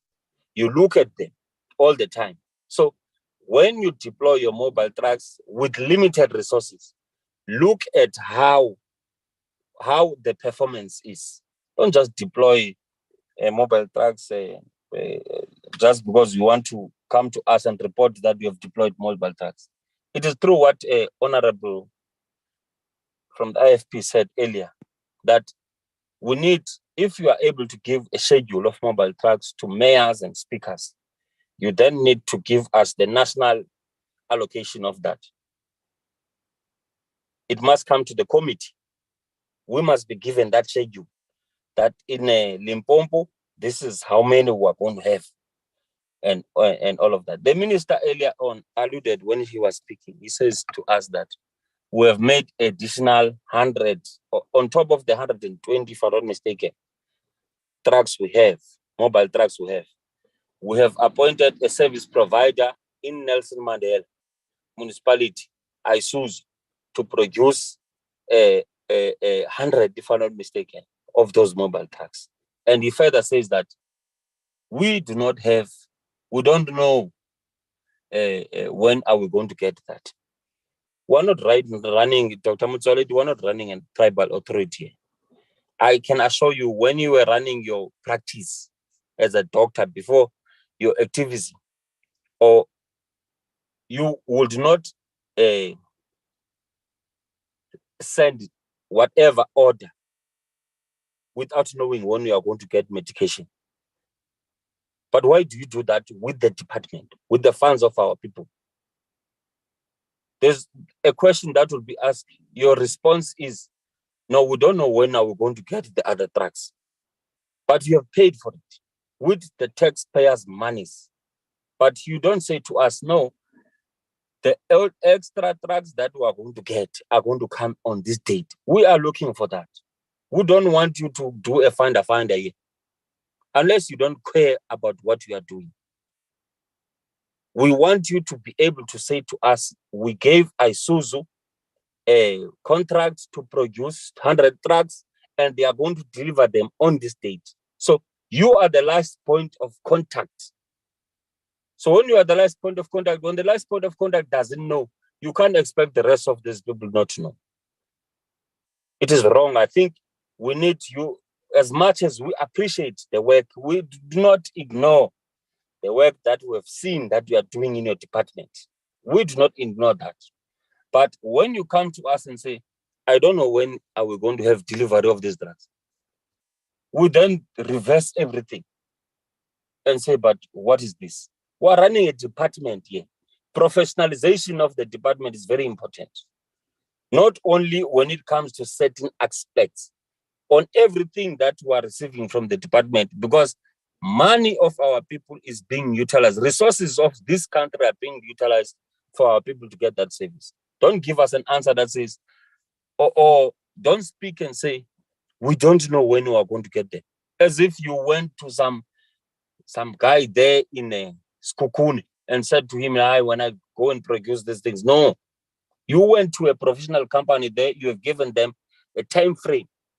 We need to know how many of these drugs, yes, we agree, when are we going to get them, so that we're able to not to have unnecessary questions to you. Thank you very much, Chairperson.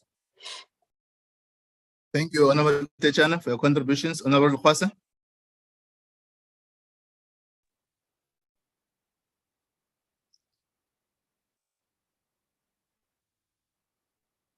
Honorable Tito.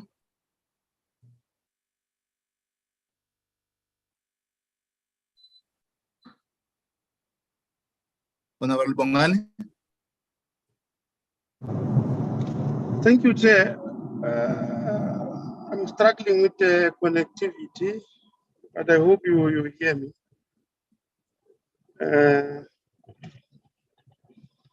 Like I said, Chair, that I don't know, I'm not sure how to treat Honorable Tejane going forward from today. You see. But we appreciate the reports, of importance. We know there are quite a lot of challenges, not only in Home Affairs, not only in the departments in government, but there are challenges all over when you talk about issues of Home Affairs. Even if you go to United States or UK, there will always be challenges.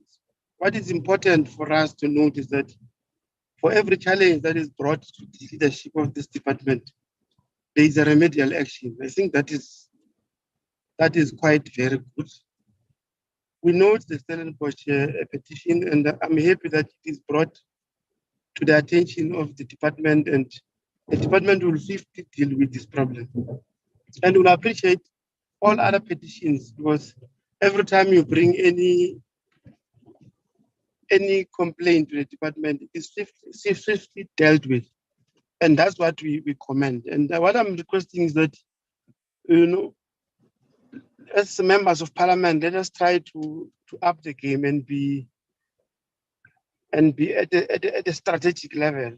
We must not descend to be operational, as if we want to run or to co-run the department with the minister. Let us be strategic in our issues so that we're able to provide policy guidelines to the department. But we know this and we're happy it is in front of the department, and department must act swiftly in trying to deal with all these challenges. And I agree with Tejane that we need to standardize the service to our people. But we also note that when we're in mainland, it's not the same as when we're in Siabuswa. And those differences will always pose the challenges. But we appreciate that the department is dealing with this challenge of Stellenbosch, and it will deal with all other challenges that will be brought to the table of the department. Thank you, Chair. Thank you, Honorable Bongo. Honorable Pile. Thank you very much, Chairperson. Chair, I think it's important for us to note that some of the challenges that we've heard through the petition is challenges that we may have experienced at different offices at different times. However, Chair, the one concern I have is that the Honorable Speaker, when he started, mentioned something about a death certificate that has not been done in 2 years. I think it's important that he send those details to the committee or to yourselves by the end of this meeting, so that we can be able to address that issue. I think, for me, a death certificate 2 years is almost impossible, but there may be, various reasons. And I think it's important to finalize that matter. But Chairperson, I think also what is important to note is that we cannot allow our committee to digress and to just take a different decorum. I think we've maintained the decorum of this committee at all times. And we must understand that while there may be gains, there will be challenges. And so we must address it in the appropriate manner. And I think for us to come here and then start mudslinging is not appropriate, Chair. And you must call members to order when they try to digress our meetings. Chair, I think that the questions raised, we would get a response from the department in respect of staff components. But the plus for me is that this is a smart office. And the challenge is that there are offices where we have not moved to smart offices yet. I think all we need to do is put in more effort to be able to improve on that in that office, so that the footprint that we have is able to cover the population of that community. So I'm just hoping that the department will be able to then give us that clear direction in terms of the program they have. Thank you. Thank you. I've noted that Honorable Lukwase, Honorable Tito, and Honorable Mudisems may have challenges with the network. If they are back, can they indicate so that they comment if they want to comment on the issues?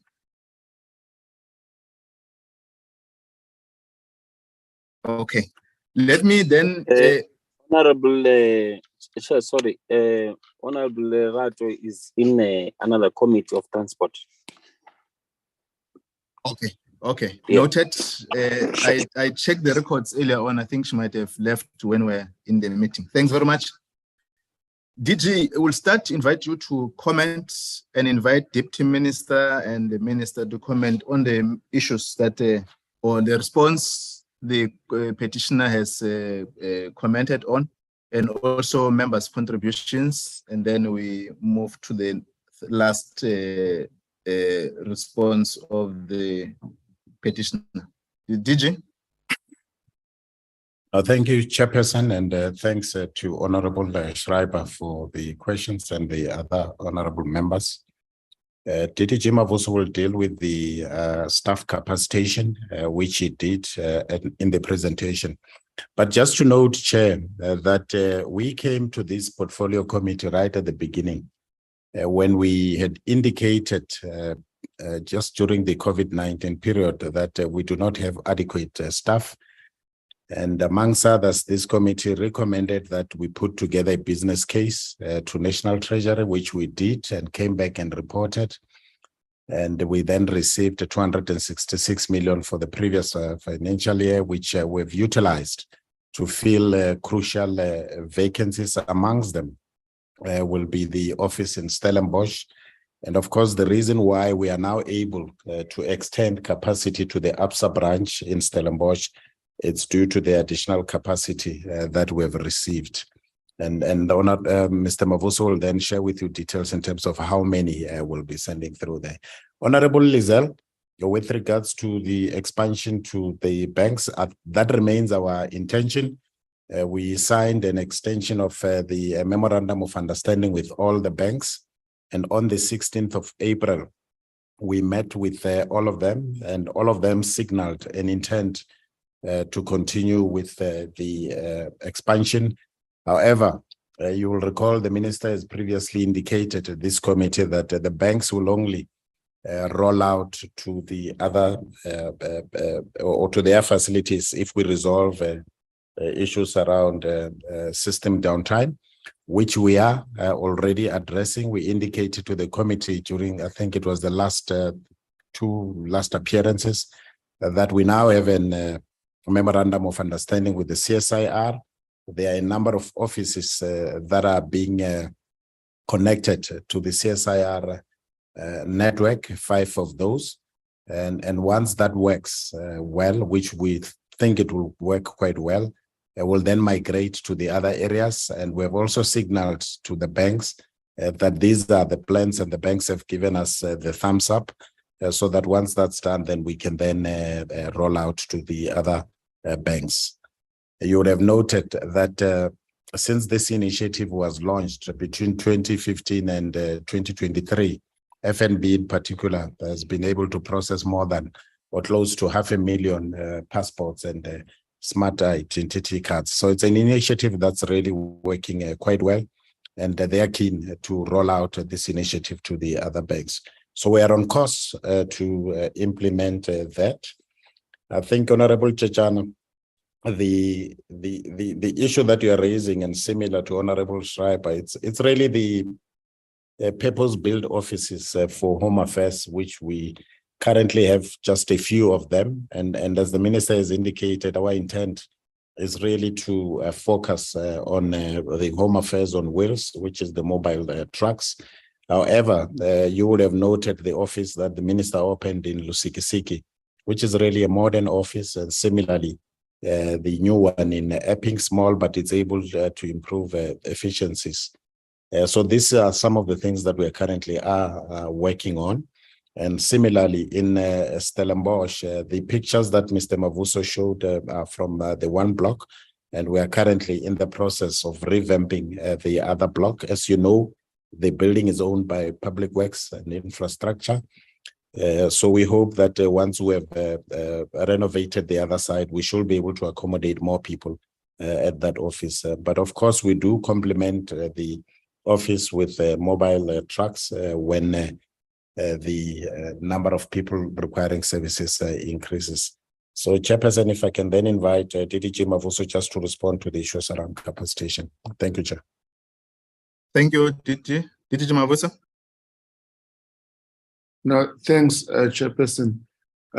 Yes, I think, Dr. Leon, the issues that have been raised in terms of the capacity for Stellenbosch, ideally for an office that is situated in a town like that, you would definitely need more capacity. So the 41 that was mentioned, obviously it's an ideal staffing complement that we'll have to aspire to once, obviously, we are able to have the office that is quite big enough, because it might be difficult to bring many people in a cramped space that we are not able to give them adequate space for them to operate in. So that's the one issue. And then on the issue of the upside, the two officials, as DG has said, we have been able to capacitate some offices. So we are now able to take staff from other offices to bring to this particular branch.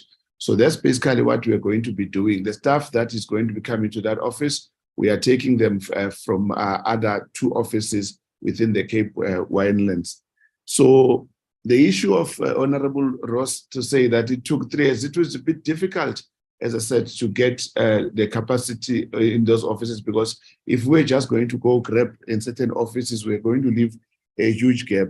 Because the project, we never anticipated, as DG has indicated, when the partnership with the bank started, we never anticipated that we'll reach 2023, still utilizing our own staff, because the project conceptualization was that banks were saying to us, as their their bank halls are shrinking because of digital banking, they don't have access capacity that they can actually train for Home Affairs, or Home Affairs train those particular officials so that they can be able to execute the work on behalf of the department.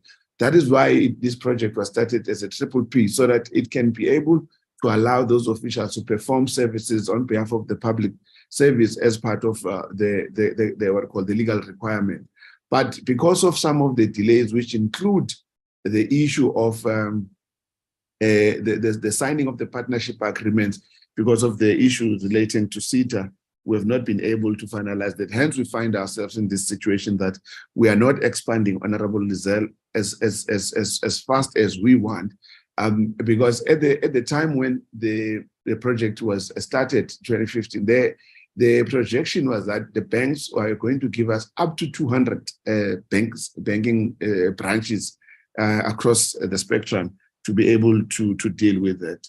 And then the issue that Honorable Kanyile is raising on the systems and the issue of rebooting. So let me explain how this thing works.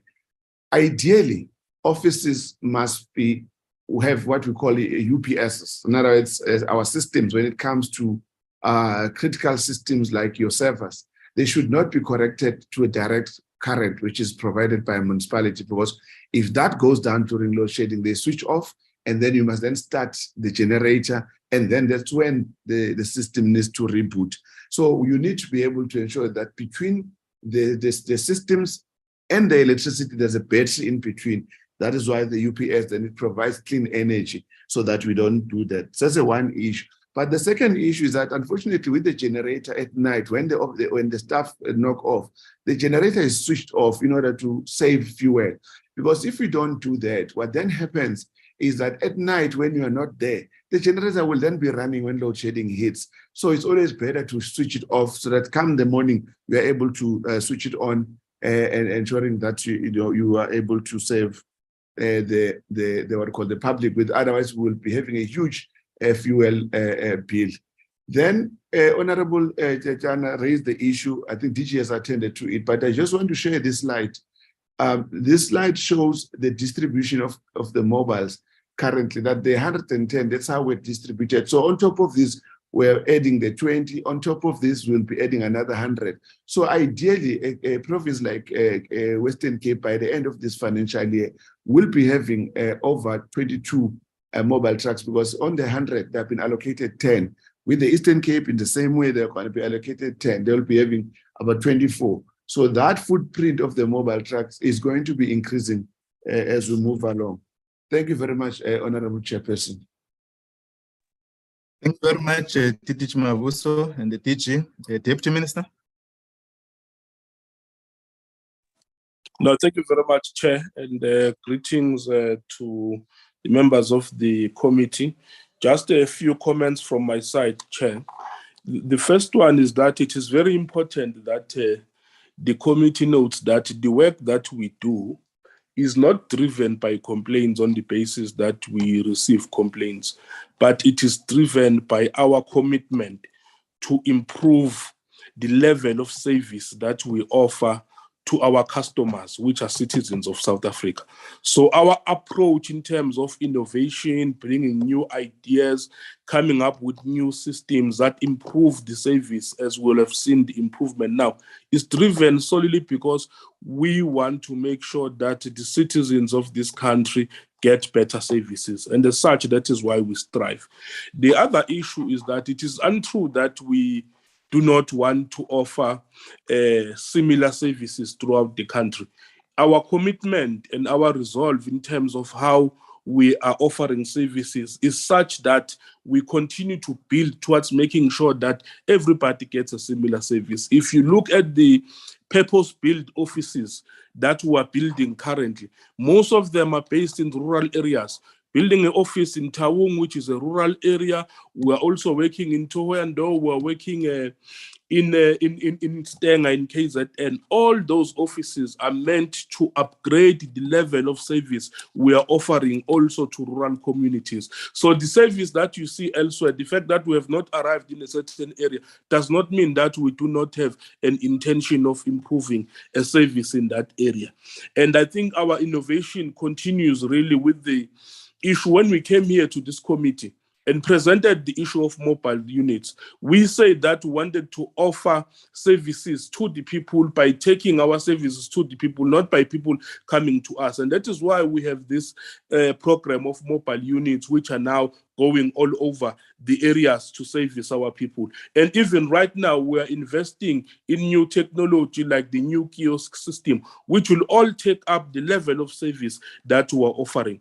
The other issue that I think we need to deal with is that the issue of schedules of where each and every mobile unit will be on a specific day is really an operational issue, which is dealt with at a level of DMOs and even in lower levels, where we liaise with local leadership in various municipalities.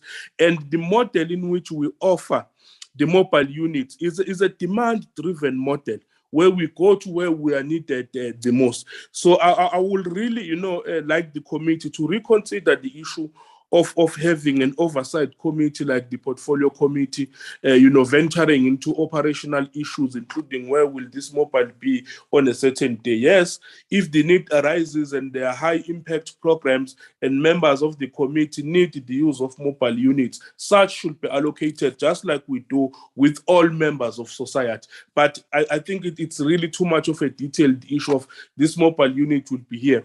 Rather, we focus on saying this is the impact that the mobile units have had in terms of servicing clients. I think even when we're dealing with the budget vote, we're able to give in figures on the impact that has been made by mobile units, which really shows that they are yielding very good results for us. I would like to stop there, Chairperson. Thank you very much.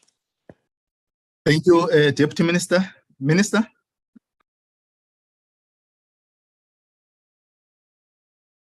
Thank you very much, Chairperson.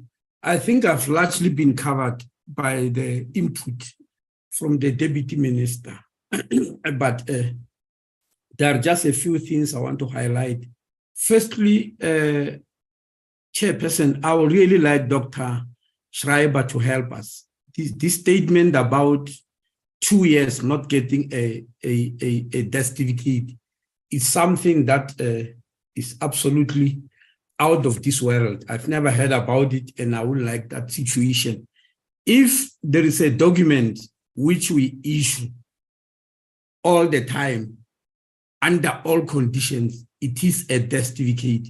Because you'll imagine, Chairperson, what will happen if somebody cannot be buried because the family is waiting for a death certificate from Home Affairs.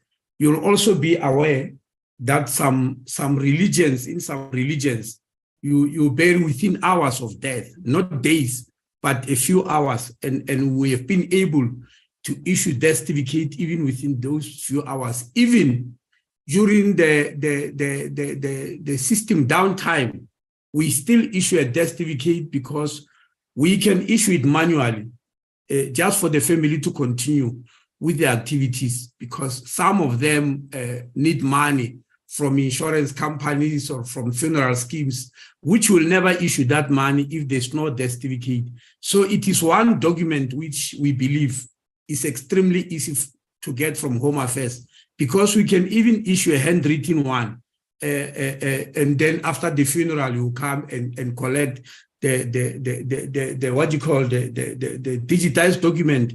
So I would like us to be given details about this issue of 2 years, because I can't imagine how on earth something like that could ever happen.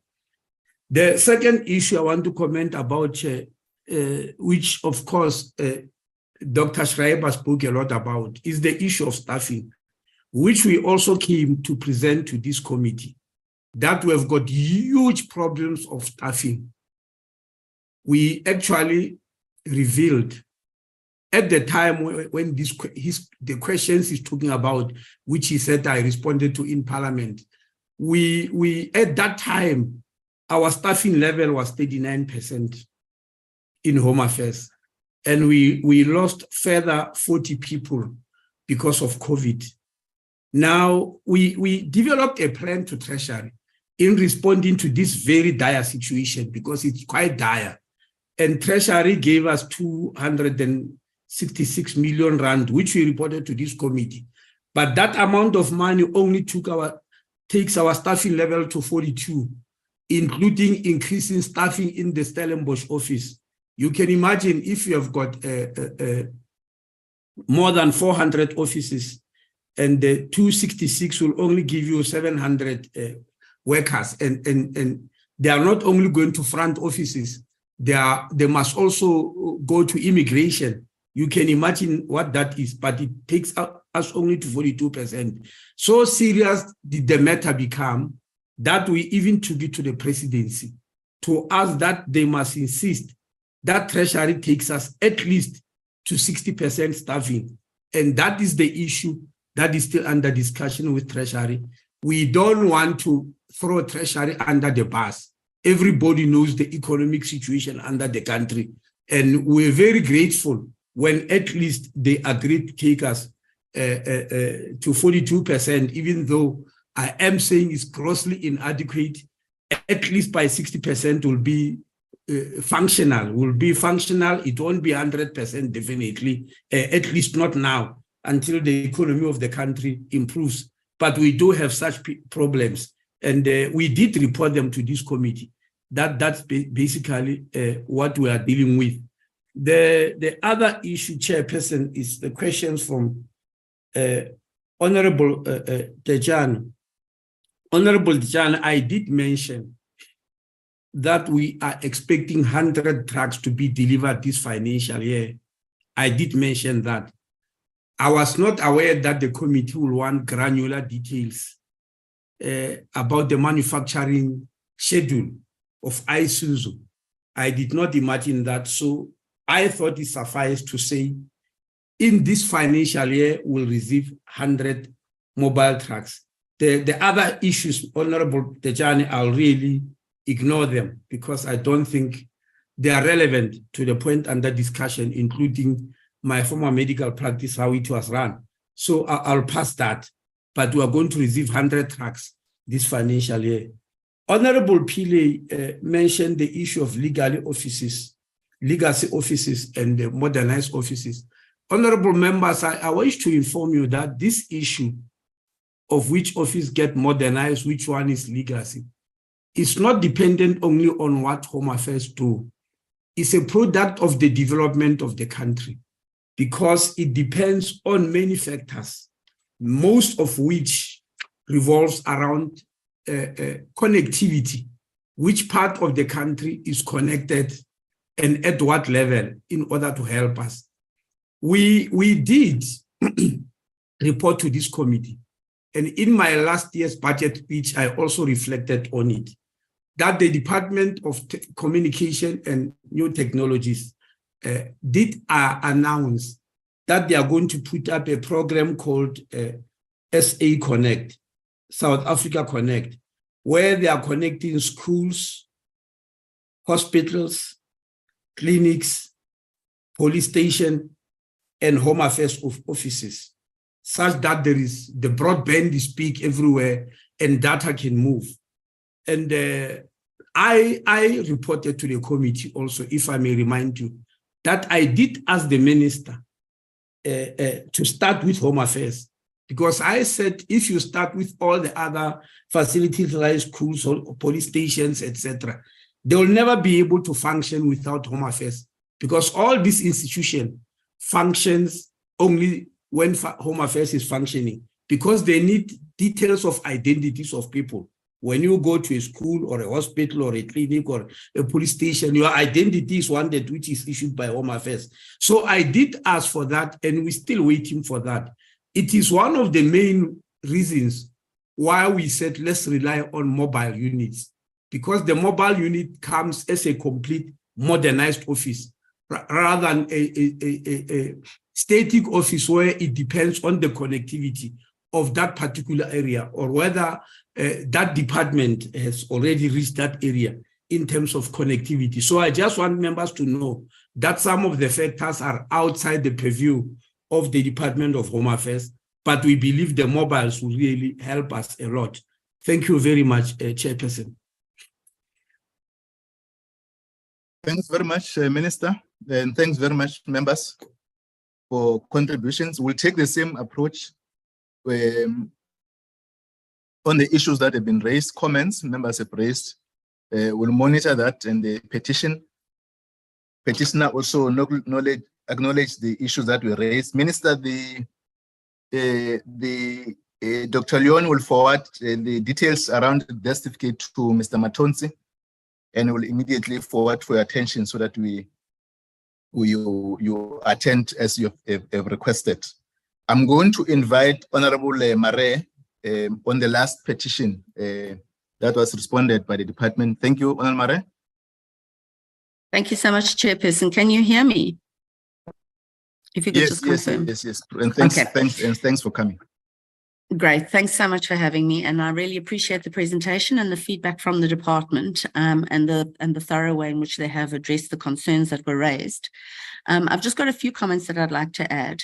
There's been a lot of discussion in this meeting about the mobile units. I just want to say that currently, according to the report we got this morning, there are 2 units allocated to the Sarah-Baartman District Municipality as well as the Nelson Mandela Bay Metro. Now, the Sarah-Baartman District Municipality houses 7 municipalities, of which one Dr. Beyers-Naudé is.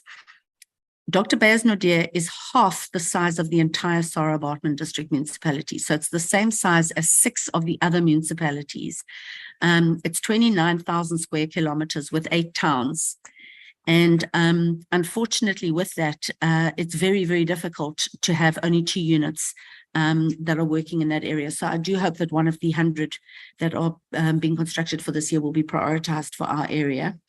That brings me to my next point, because the issue we have is that at least 51% of the residents of Dr. Beyers-Naudé municipality are indigent. That means that they battle to travel and they can't get to Graaff-Reinet. So if the mobile units are not going out to them, many of them just fall through the cracks in terms of Home Affairs services. And we are seeing that now with preparing for registration for the upcoming elections. We're finding that numerous people have issues with not having the correct IDs. This is also contributed to by the fact that it costs about 500 Rand for people from the outlying towns to travel to Graaff-Reinet and back in order to get their IDs. So if you're indigent and you have no money, it's almost impossible for you to then go out and collect your IDs. So it's very important that that regular services are being provided. And I'm seeing that some of those services haven't been supplied since February this year. So we do need them to happen more regularly. In addition, what is happening is that downtime is creating a huge problem. So there'll be several hours of load shedding, and then there'll be several hours of downtime. Now we have people who hitchhike to the towns. They get there and they can't be assisted. They can't wait until after hours to be assisted when the staff stay on, because they've got to get back to wherever it is that they live. So the downtime is contributing a huge amount to the failure of Home Affairs to deliver on its mandate. I'd also like to say that with respect to the mobiles, when they do go out, because we are in a rural area, signal becomes an issue, and that then means that the mobiles go out and then still can't provide services because they don't have signal to download the necessary documents and information. In terms of the report that was provided, there are indications that the car has only been used in New Bethesda, but I'm wondering if the vehicle has been used on other visits, and because of its limited assistance, whether or not those details that are provided on slides 25 to 32 accurately reflect that a mobile unit has gone out as opposed to the vehicle, where the mobile unit provides far more comprehensive services than the vehicle does. So I would be interested to know how many of those visits that are on those slides have been done by a fully fledged, fully resourced mobile unit versus the motor vehicle. And then finally, yes, the cash versus cards, it's not a hybrid system.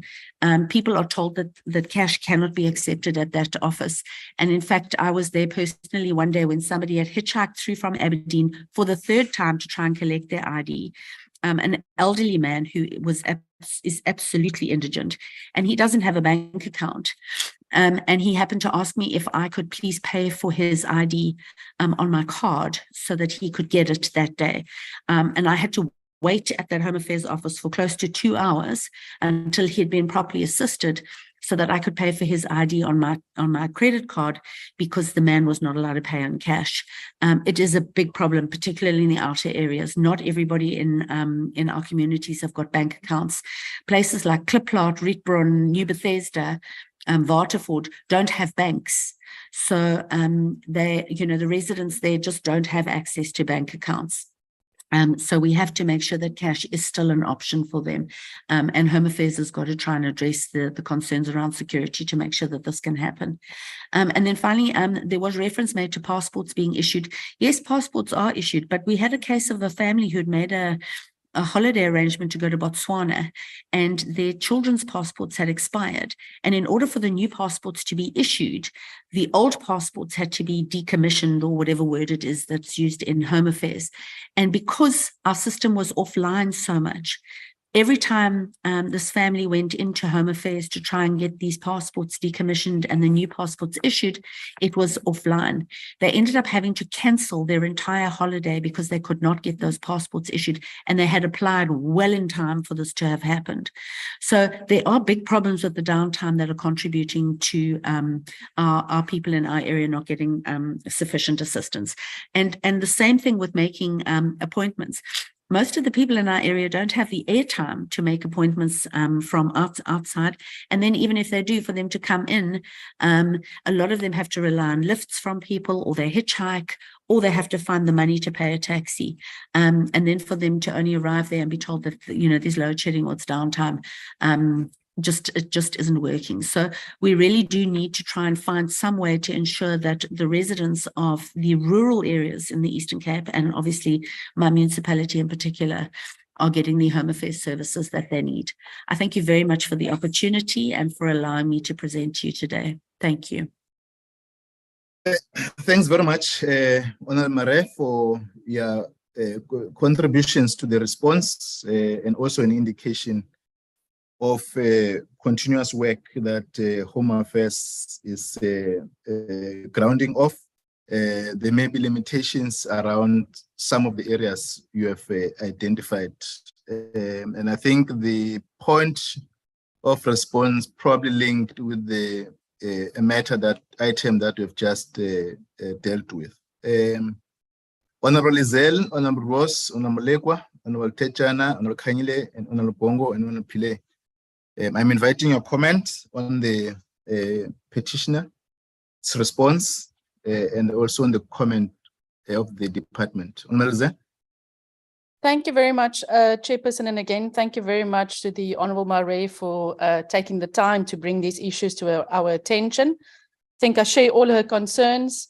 And in particular, I think, it is very painful when one do see ourselves or hear stories of people who travel to Home Affairs offices using their last bit of money and are then not able to access the documents that they need. And what I always tell people is, it's not just a queue, it's not just not being able to access documents, but in most cases, these documents stand between life and death for many. Because in some instances, it is the plate of food that somebody will be putting on the table, when they're able to access a SASSA grant through their documentation, or it's a job opportunity. So solving the issues of downtime and queues, it's got a direct impact on the lives of the most ordinary South Africans. So we must always keep that in mind.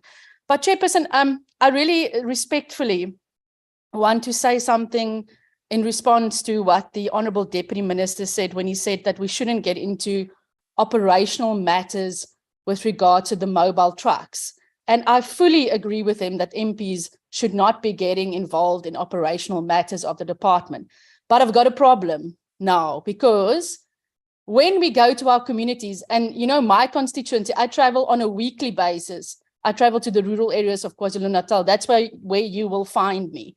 And when people are saying to me that they cannot access Home Affairs services, whether they're in Klabuya, Lingana, or Nkandla, or wherever, we who represent this committee and this department will say, don't worry, mobile trucks are in circulation and more mobile trucks are coming up. Our own mayors, the mayor of King Tshetswa district, had asked me just recently about mobile trucks. Now the minister says, no, we are not allowed to know where these mobile trucks are because they're on a need-to-know basis, which is fine. But then how do I, when I do my constituency work, then, should I just say, well, wait for the trucks when you see them? It doesn't make any sense. So I think as much as we don't want to get involved in operational matters, for example, there are 10 districts in KwaZulu-Natal. Surely the department should be able to say to us, with our 14 mobile trucks that are operational in KwaZulu-Natal, we aim to cover this district in December or this district in October. At least we need to be able to be finished with some type of information that we can give to our constituencies and some of our mayors. I just don't think it's fair to say, no, it's an operational issue. It's a need to know. You'll find the information when you find it along the way. I don't think that is helpful for us. But thanks again to the department and to the petitioner, Honourable Mare, for bringing the issues to us. And I hope that we can have a conversation about how we get more information with regard to the routes and the operations of the mobile trucks. Thank you, Chair.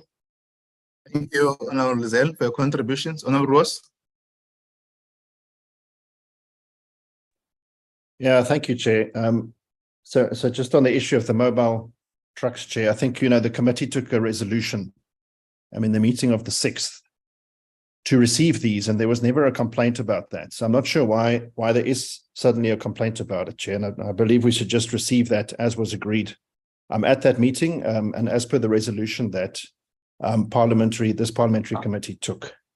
Chairperson, just to add what has been said already, I think this issue of landlords owning critical infrastructure is a serious problem for Home Affairs that we see here. And there's numerous issues. Stories in Johannesburg of lifts not working for years and years because a landlord doesn't fix it. And things like generators, which is absolutely critical to uptime, to the ability for somebody that has to travel long distances, as in this case, to go to a Home Affairs office, only to find that they cannot access the service. It's absolutely unacceptable. And we need to find a way. We've already, as a committee, highlighted that we need to identify all the offices without generators. But to my mind, that if a landlord has a generator, then the Department of Home Affairs doesn't have it because they don't seem to have control over it. If a landlord is able to do this and not maintain it, and there isn't a serious penalty in that regard. And so, Chairperson, I think, one of the general things to come out of this petition as well, and we welcome this petition, is that really we need to take critical services and critical infrastructure like that. If it is in the hands of a landlord, there needs to be a strict service level agreement to ensure that that infrastructure is up at all times. Thank you, Chair. Thank you, Honourable Roos, for your contributions. Honourable Molekwa.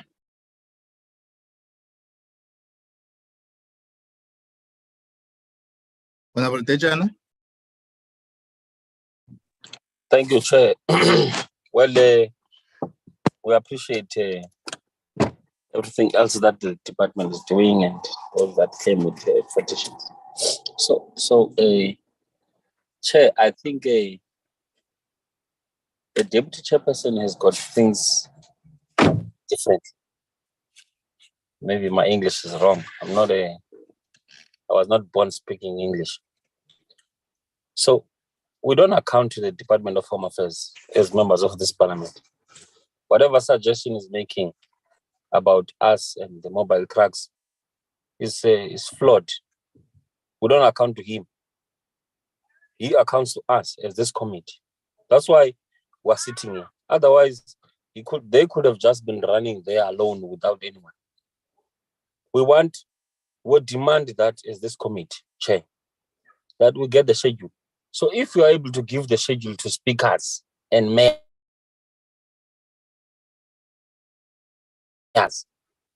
why are you scared to give it to us? Who are national leaders? Who are in the national parliament? Give us the national schedule. What is difficult? You come here, Deputy Minister, and say to us, we're overreaching. That's what we are saying, in a sense. We wouldn't be speaking about this. This thing is the same as when we were speaking about long queues. It's the same. All we want here now is give us the schedule so that we're able to share with our people who are assisting the department.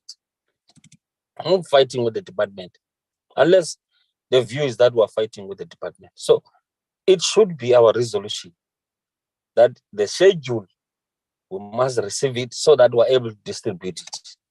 Because if it has already been given to mayors of our municipalities and all of that, let it go there. It's like you are scared to give it to us, Deputy Minister. It's like there's something you're hiding. As if we are going to, there's nothing we come here and raise which we have not gone to our law structures to check its veracity and all of that. So, please, man, let's allow us.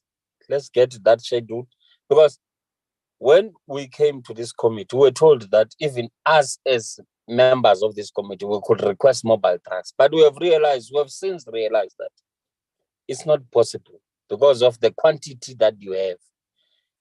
So now it's a schedule that they were asking for, so that we're able to account to our people. When we're asked questions, we're able to say, okay, the mobile truck in terms of the schedule, it is going to be in your community. All we're asking for from the department. We don't account to the department. The department accounts to us. The way you are putting it, you look like you think we account to you. So please, man, let's deal with that so that we're able to move with the same spirit. The department is what it is because of our contributions and many other contributions that are there. So your improvement of the situation is not because you went and got the information. We come to this committee and say there are problems in East London office of long queues, and you go and deal with them because we have identified them. That's how we are complementing each other, ourselves and Parliament. There's no fight, there's no war. It's just that we have to raise these issues because our people are asking us, what is your role as members of Parliament? If we are going to stand outside in the cold or in a sunny day and you are unable, there's nothing we can do for us. So I wanted to speak in line with what Honorable Lizelle, if I'm not mistaken, was speaking about. Thank you very much, Chairperson.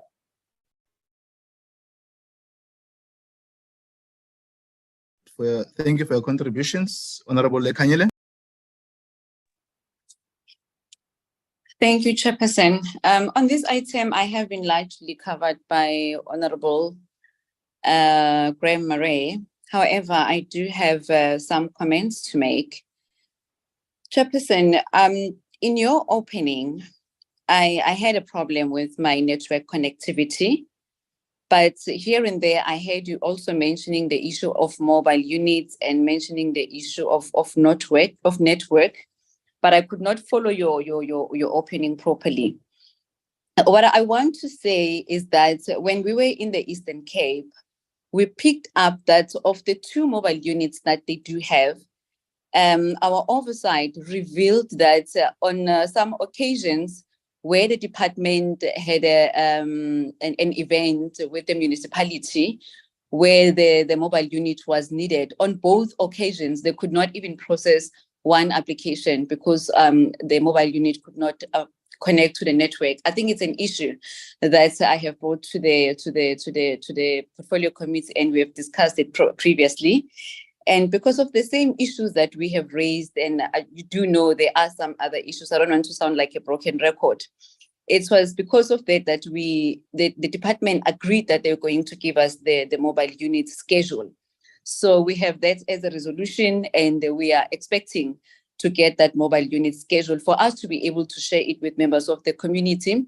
And when we have time, I do believe that it's very important for us to conduct an oversight on these mobile units to ascertain that they are actually doing the job that is always presented before the portfolio committee.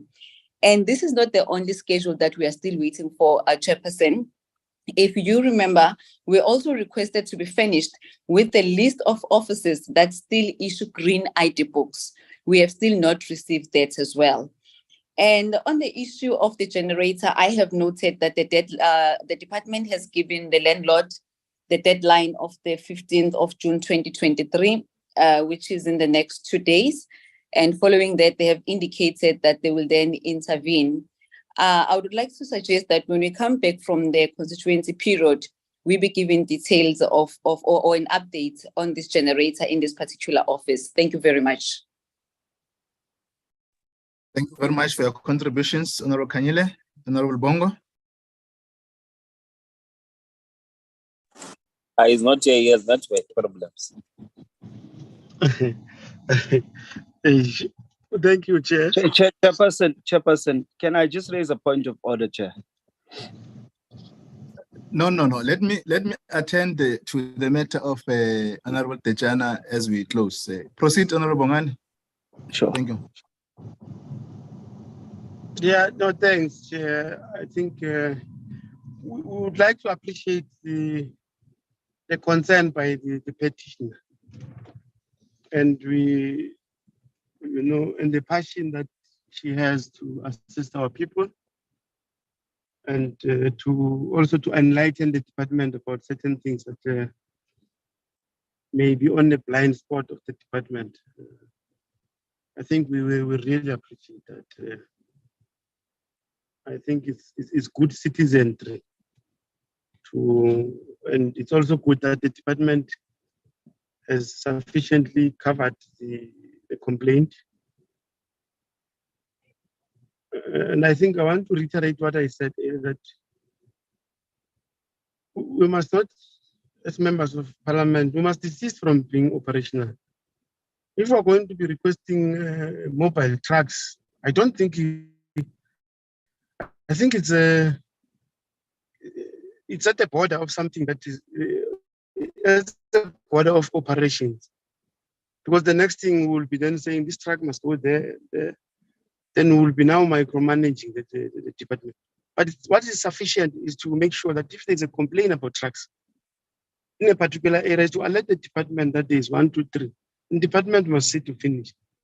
But that a member of parliament is requesting a truck to go directly to a specific place, when we're also told these are not sufficient, we're going to descend into the arena. We will not be able to play our strategic role as required by legislation. I think ours is to oversight mainly on strategic issues of the department. We know the Honorable Co-Chair that when you go to the rural, they want this and that, but we can't descend. We can't descend. And I think this committee also has this resolution. I think when I was still the chair, that members of the committee can't just wake up and just do oversight. We need to have a framework that all of us are agreeing to as a committee, so that we don't operate haphazardly. So I think we need to revisit some of those resolutions, because those are resolutions of the committee, and we did brief the minister about that. So I think we as a committee, we've been doing well in that front. But now the issue of the mobile truck, I think we need to leave it to be an operational matter. And the department must just be applauded also for the fact that they will make an additional 100 to come. I think it will assist the communities, and I don't think we need a schedule of how those trucks the department is running. I don't think so. I think what suffices is that the department must first procure the trucks and make sure that they equitably distribute the trucks so that our people get assisted. Where we're alerted the department is not assisting, we'll just alert the department. But to get the schedule, it is bordering being operational. So I think we thank the petitioner, and we request the department to, or those who are giving us the petition, to give us more petitions so that we can alert the department and the department can assist our people in a faster pace. Thank you, Chair. Chairperson. Thank you, Honorable Bongo, for your contributions. Honorable Lizen. Yeah, Chairperson, I just wish to record something first and foremost. You see, you're now going to be calling Honorable Techana to order, but you also have to call Honorable Bongo to order because he firstly has done two things now. He's answering members of parliament, and we've told you before, we want to be answered by the minister. And secondly, he is misinterpreting what I'm saying. He says now, Honorable Van der Merwe or co-chair wants the mobile trucks to go to her rural areas. I never said that. What I said is we want to be informed about where the trucks are, when and where, so that we can assist the department by giving that information to our constituencies so that they can benefit from the service. Now, for example, last year, I communicated with the person early last year, which means it's now a year and a half later. I communicated with the person who deploys trucks in KwaZulu-Natal. He indicated to me that the schedule was worked out and that at that point, for example, they couldn't come to Zululand. It's a year and a half later. I never made an issue about it. So it's not that members of parliament are trying to direct mobile trucks to their areas. We're not saying it should go to X, Y, and Z. We are simply saying let's be furnished with the information so that we can work with the department in terms of publishing that information about where the trucks are operational. So I really think Honorable Bongo is out of order. And I think he mustn't misinterpret what members of parliament are trying to say here. Please, Chair. Noted. I will attend to the matter of Honorable Bongo and Honorable Techana as we close the meeting. The two honorable members will attend to their matter. Thanks, Honorable Zen.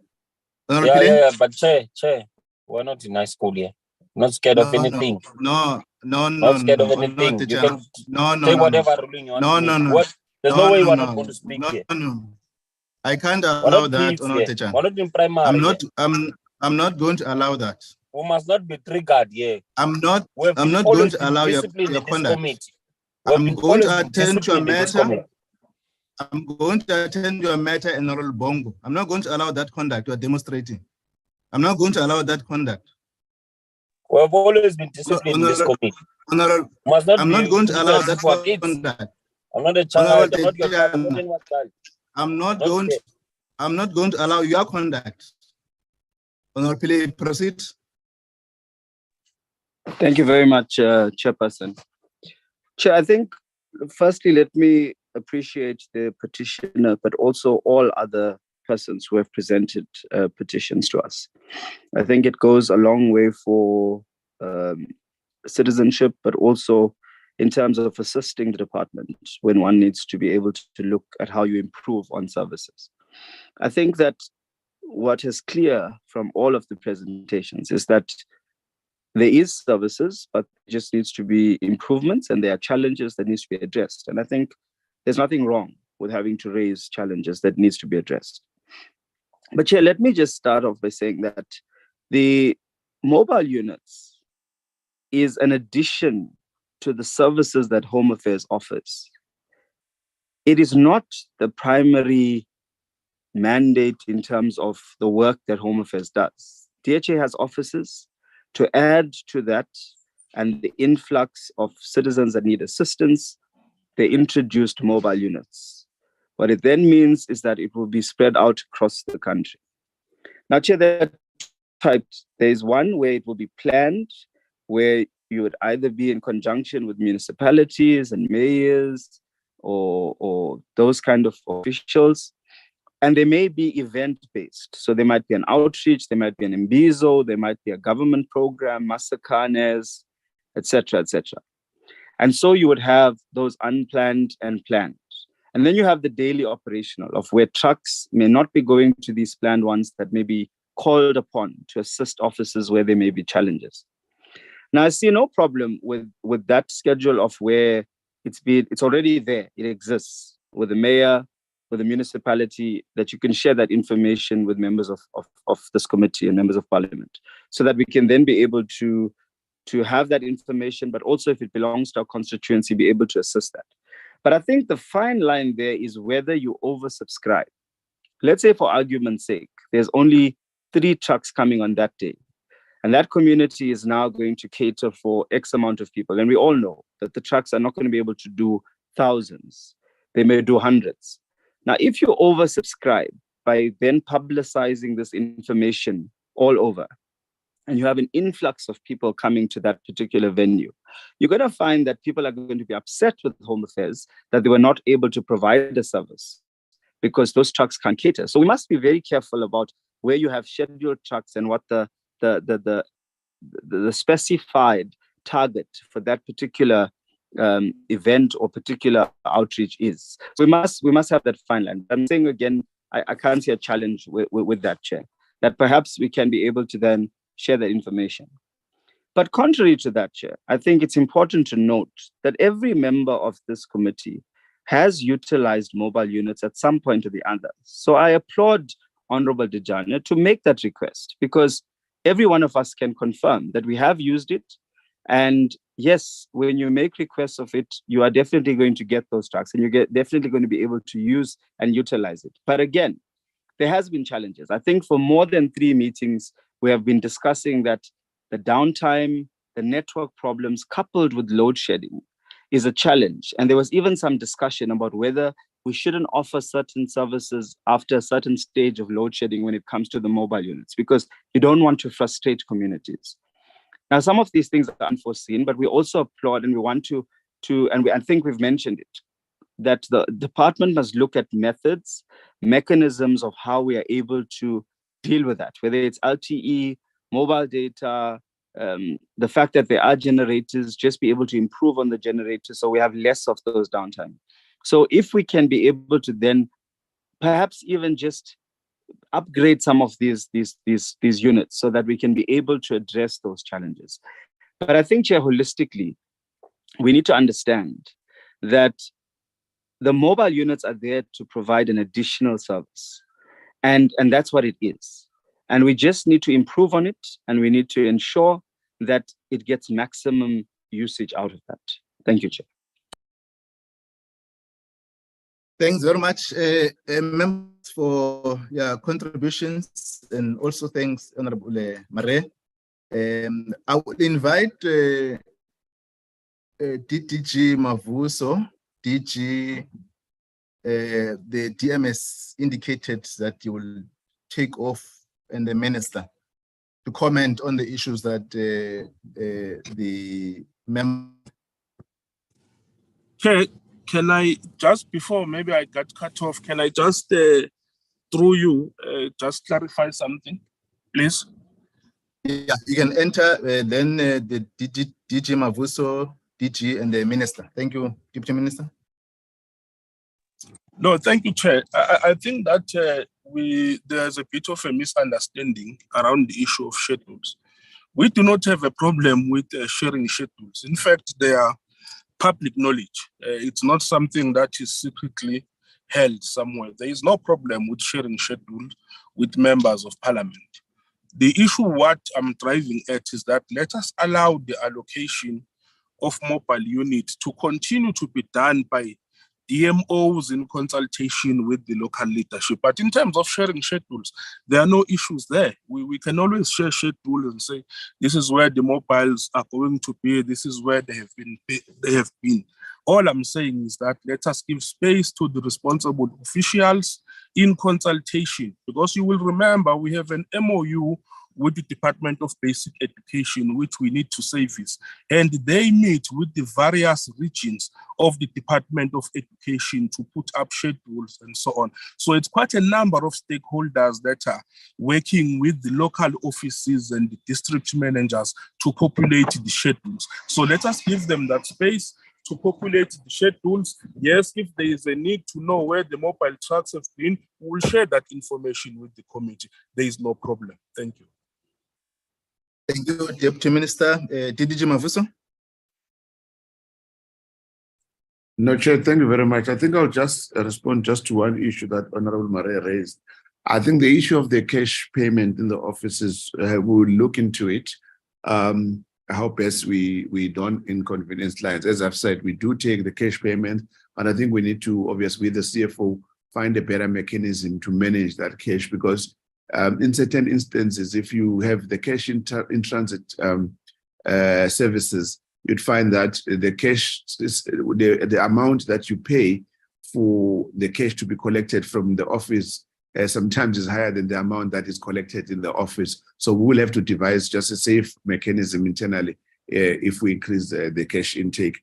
But other than that, all the other issues are noted. I think the minister will deal with that issue of that Honorable Mare raised about the kids and the family holidays. And thank you. Thank you, DG Mavuso. DG? No, thanks, Chair, and thanks to the honorable members. Just one issue, Chair. You will also note that in the various provinces, we do have at a provincial level stakeholder forums. In certain instances, they are led either by members of the provincial legislatures or district officials from various districts. So those are quite active, and we do share those schedules with the various stakeholder forums. And of course, we'll continue to do the same to share, as DMS said, with the various stakeholders at various levels. Thank you, Chairperson. Thank you, DG. Minister? Yeah, Chairperson, I think I've just got two comments. Firstly,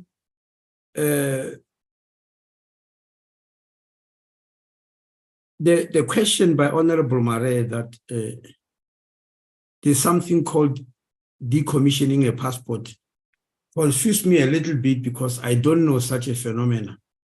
Either your passport has expired, to take a new one, or is stolen or lost, in which case you must go and get a police, an affidavit from the police, or is full. But there's nothing called decommissioning. If I'm not mistaken, I had something like a community, a family, which struggled to get their passport decommissioned so that they can take a new one. Can I just get clarity about what that is? Because in all honesty, I've never had anything of that sort. The question from the issue from Honorable Roos about landlords, Chairperson, I fully agree with him. In fact, I remember, if I'm not mistaken, I actually mentioned it once in this committee as something that is an anomaly and frustrating, that we have got institutions like schools, clinics, and police stations, which serve people in exactly the same way that Home Affairs serves people, but all their buildings are purpose-built. They build them for that. There's no school or clinic which is leased from a landlord. It's quite unusual, but Home Affairs is running with that model. And I said it's a very wrong model from the beginning by our government, which I want changed. It is for this reason that we moved on to build custom-built Home Affairs offices, some of which have already been opened officially, like the one we opened in Lisuki. It was purpose-built. We gave a list to Infrastructure South Africa when Dr. Ramokgopa was still there before he became the Minister of Electricity. We forwarded to him about 15 offices, which we think must be purpose-built to run away from this issue of landlord. We have also reported here the frustration we get about 5 offices, some of which the Deputy Minister mentioned here, in Kwatuguza, in Daung, in Mokopane, in Toyando, which we're itching for them to be finalized, but the service provider from Public Works has been delaying and delaying and delaying.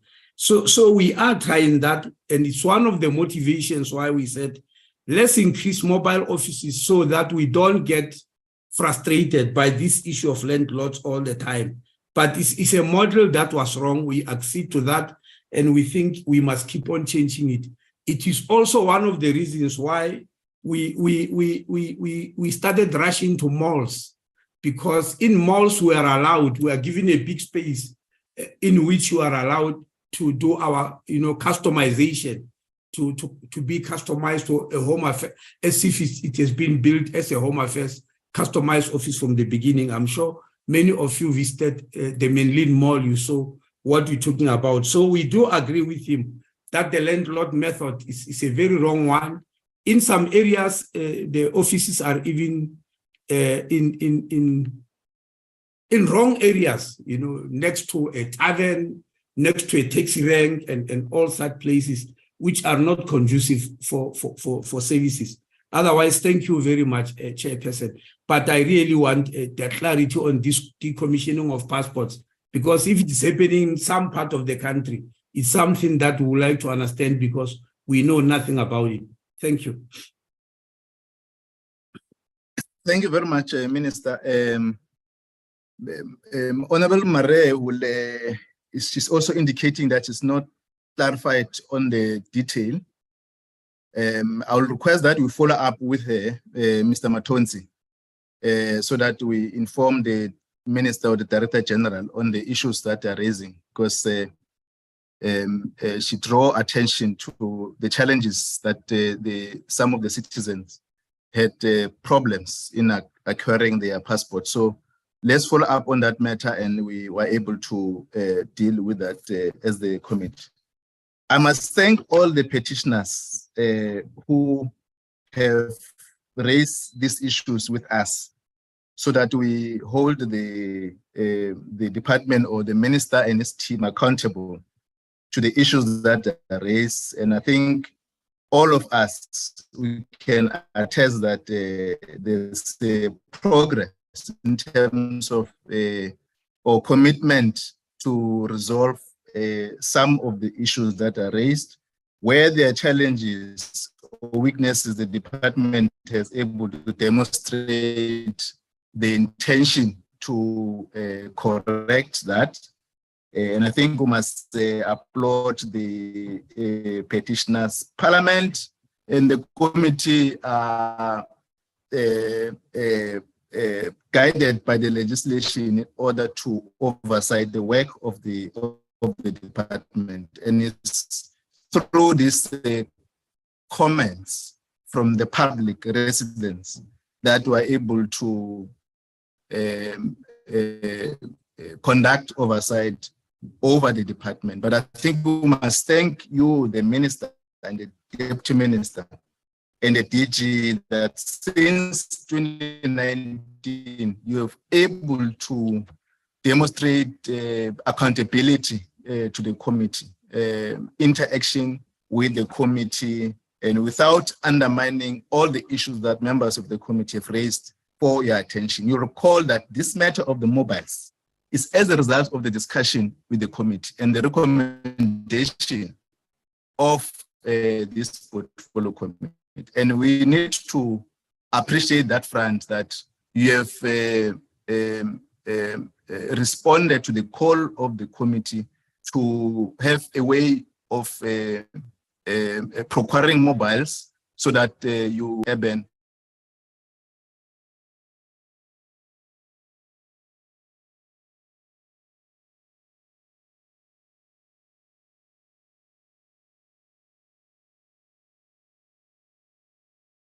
Aye, Chairperson.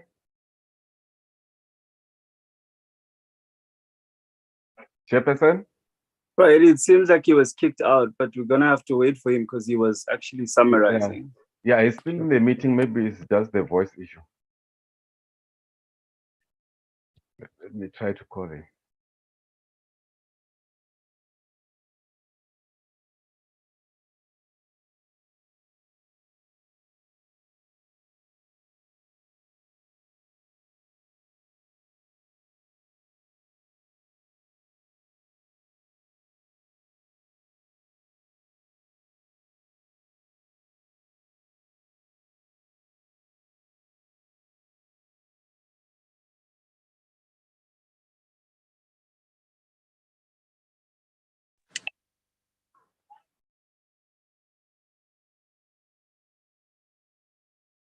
Chairperson?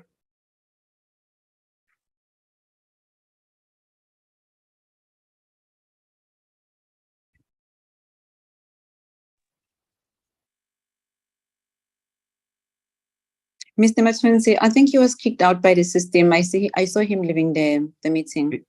Yeah, I'm trying to call him now, if he can connect quickly.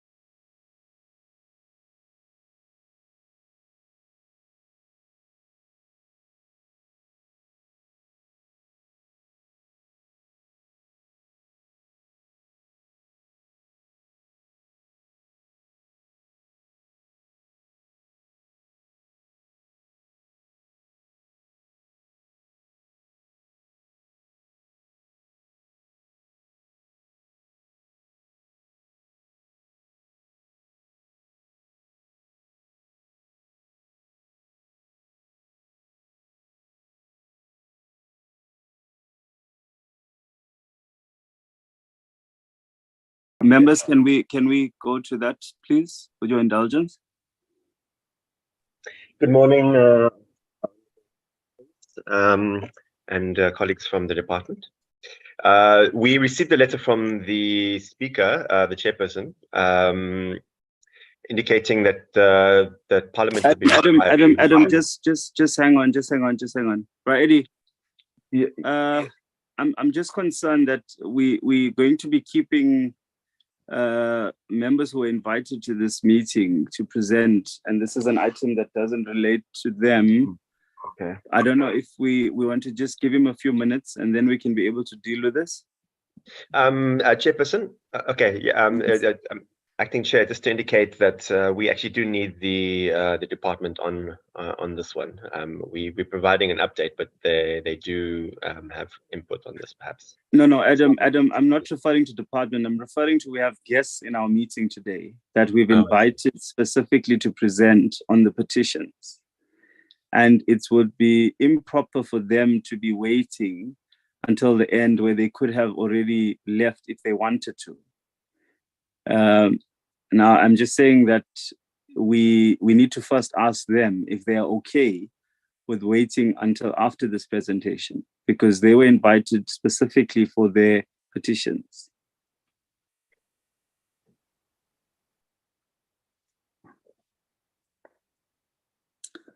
Can I please have an indication from our guests that have been invited to make presentations while we are waiting for the chairperson, if there's perhaps any other parting comments, and then we could just wrap that up and then allow for them to be excused if they want to.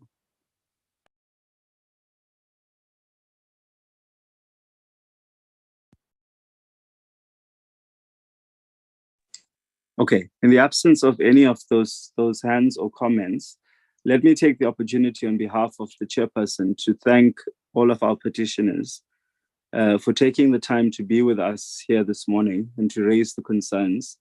We do assure you that the department will continue to monitor through the minister and the respective DDGs and our DG to ensure that we address all of the issues that have been raised in this committee.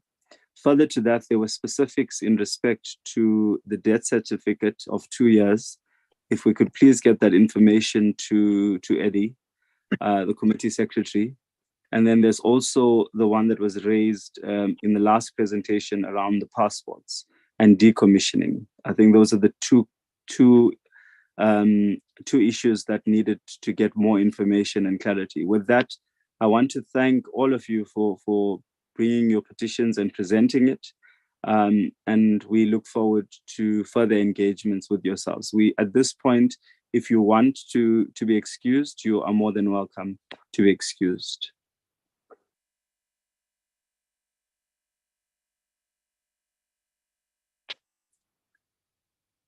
Is there anyone that can hear me? Yes, Chairperson.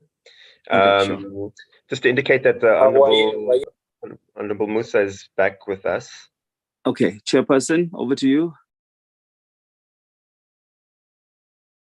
No, thanks, Chair. I'm struggling with the Honorable Pillay, and apologies. I'm struggling with the network.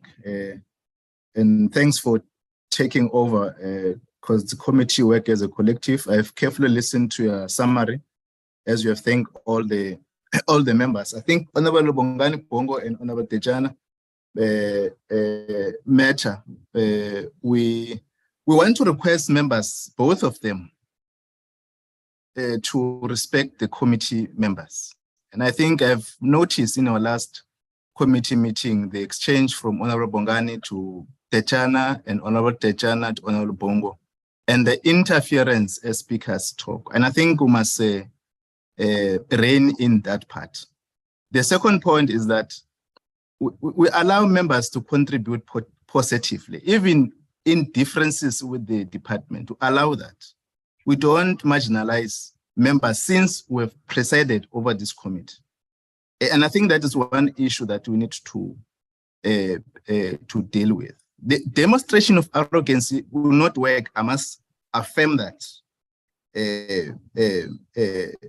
All of us, and we have not demonstrated that to any member or members have conducted themselves around that space. And these emerging trends may need to be dealt with as it emerges. And I think we owe this to the public who have voted us parliament to preside over the issues that we must communicate and conduct oversight to the department. And we plead that you don't need to respect the chairperson. It doesn't matter. Respect the collective of the committee of members of parliament. And I plead to you, Honorable Bongani Bongo and Honorable Tejana, on the emerging trends that I'm observing. And we do this thing on behalf of members of the committee. Thanks in that front. Honorable Mr. Salmon, can you brief us on quickly, because members are going to the house. The sitting started at 2 and they had to travel to various, to the sitting on the issue that we raised. And briefly, the minister, I request you to deal with 2 issues which I've requested you just to brief the committee on the ZEP Al-Jama matter. Yeah. Salmon, thank you. Thank you, Chairperson. Yes, just to, as I was briefly indicating, the Speaker wrote to the Chairperson of the committee indicating a request for quarterly updates on the progress on the recommendations on the state capture report as they related to Parliament and specifically our committee. In this regard, there were 3 specific and 1 general recommendation that related to the committee. And we've just provided a brief update on this, and we're required to do the response by the 15th, so by Thursday. So firstly, the first recommendation was that Parliament should consider whether introducing a constituency-based proportional system would enhance democracy, and what its advantages and disadvantages would be. And I provided an update on the progress on the Electoral Amendment Act, specifically the so-called sunset clause, and the panel, electoral review panel, and that the Electoral Commission consider consequential amendment to other legislation in the Electoral Act in terms of improving the electoral system. So the timelines here, which I found online, but I've asked for confirmation from the department, were that the minister issued an advert for inviting members of the public to nominate qualified persons to serve on the 9-member electoral reform panel, and the closing date was the 5th of June. And the closing date for the panel, or the timeline set by the sunset clause, was the 17th of August for that panel to be established. Secondly, that the panel must report on its findings within 1 year. So this is just the timeline on that recommendation on the state capture report. And in the meeting on 2nd June, the DH indicated it could complete the draft electoral general laws amendment bill within the 6 weeks that it would have taken Parliament to initiate the bill itself. And then secondly, the recommendation is that Parliament should consider whether it is desirable to enact legislation which protect members of Parliament from losing their party membership merely for exercising their oversight duties reasonably and in good faith. And this recommendation also relates to the electoral reform panel, and will be forwarded to this panel once it's established. It's something that can be included in future amendments to the Act. And so we give in the last column there a similar kind of timeline based on the establishment of that panel. And then thirdly, there's a recommendation to amend the Political Funding Act to criminalize donations to political parties and the expectation of access to contracts. This is also something that's been referred to indirectly as part of the consequential amendments in the General Electoral Laws Amendment, and will be something that we can consider as we go forward with that bill. And again, it's just indicating what the timeline for this for the establishment of this bill would be, which, based on the 2 June commitment, would be the 14th of July, whilst we are on recess, and we'll be arranging meetings in recess to address that. And then there was a general recommendation to improve parliamentary oversight over issues of corruption and fraud, and to ensure separation of powers. And here, just indicating that the committee has regular engagements with the department on its efforts to address fraud and corruption, and particularly updates in its quarterly budget and performance reports, as well as the Electoral Commission and the government printing works, and the newly established BMA. These reports include a discipline taken against fraud and corruption, but specific engagements on the state capture recommendations also form part of our schedule since 2020, where we include some of these recommendations in our committee schedule.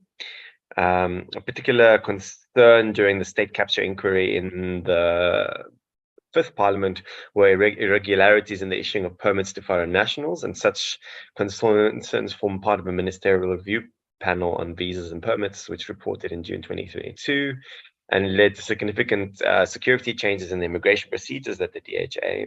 This, however, added to delays in the issuing of permits and led to the PCHA committee planning an oversight visit to the immigration permit adjudication hub at the DHA head office in March 2023.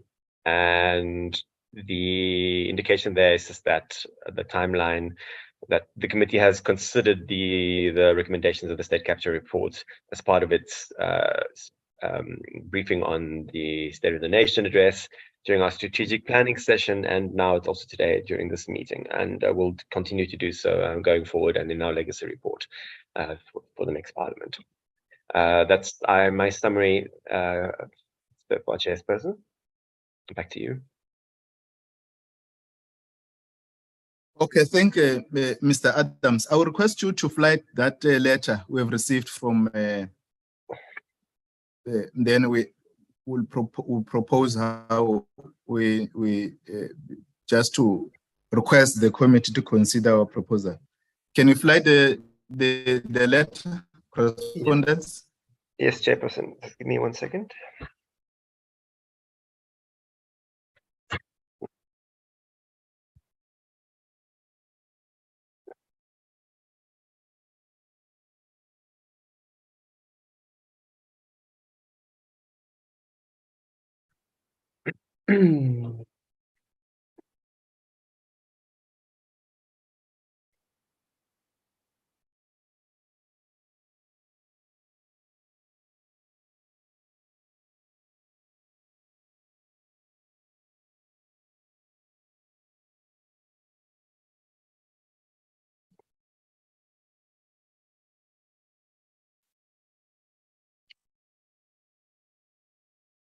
Sorry, I'm just having issues opening it.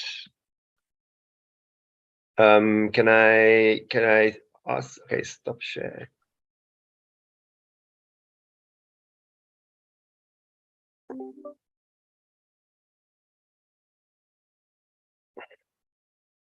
Okay, yes, there we go. Thank you.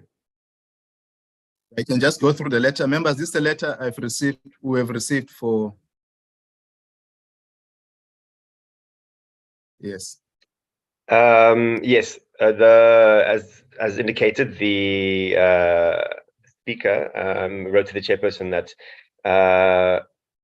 the quarterly report by committees on Parliament implementation plan to give effect to the recommendations in the report on the Judicial Commission of Inquiry into allegations of state capture, corruption, and fraud in the public sector, including organs of state. And you are hereby reminded of the virtual meeting held and identified by chairpersons on the 5th of May to provide guidance and clarity on the approach to be followed in the above mentioned manner. In line with the decision taken by the Joint Rules Committee, quarterly reports must be submitted by the respective committees to the Office of the House Chairperson. I just wish to bring your attention to that first quarterly report is due by 15 June. Also, just to indicate to Chairperson that we also provided an administrative report on this in February prior to that meeting held with Chairpersons. So this is already our second report in this regard. Thank you, Chair. Okay, thanks, honorable members. This is the brief we have requested to table before the committee, and we know that we have not received the time frame from the minister. We've already requested the minister to give an indication so that we deal with this matter. I'll propose that we look on the circulation draft from Mr. Salmon in line with the issues arising from the commission, and then we circulate the notes for consolidation to Mr. Salmon on the issues that are raised. But in the main, the electoral issues that are raised, there are fraud issues that are corruption that are raised, and also we'll need to link up with the department on some of the issues that they may have identified as in the report of the Zondo Commission to enable the committee to respond to the correspondence that we have received. I'm trying to request that we can stand off this item and make contributions through to Mr. Salmon, if there's any, so that we forward progress. We have not dealt with this matter in the committee. We have not interacted or deliberated on the issues. So I want to draw attention that members may not have thoroughly dealt with the issues that are arising from the committee. We will then able to seek to respond to the House Chair if there are other issues that we may not meet the deadline in terms of the progress update after we've interfaced with the department. Will that be sufficient, members, on how we must handle this matter? We give it time.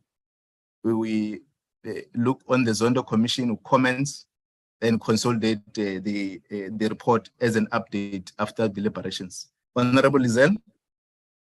Yes, thank you, Chair. We are happy with your proposal. Supported. Thank you. Any contrary, Honorable Ross?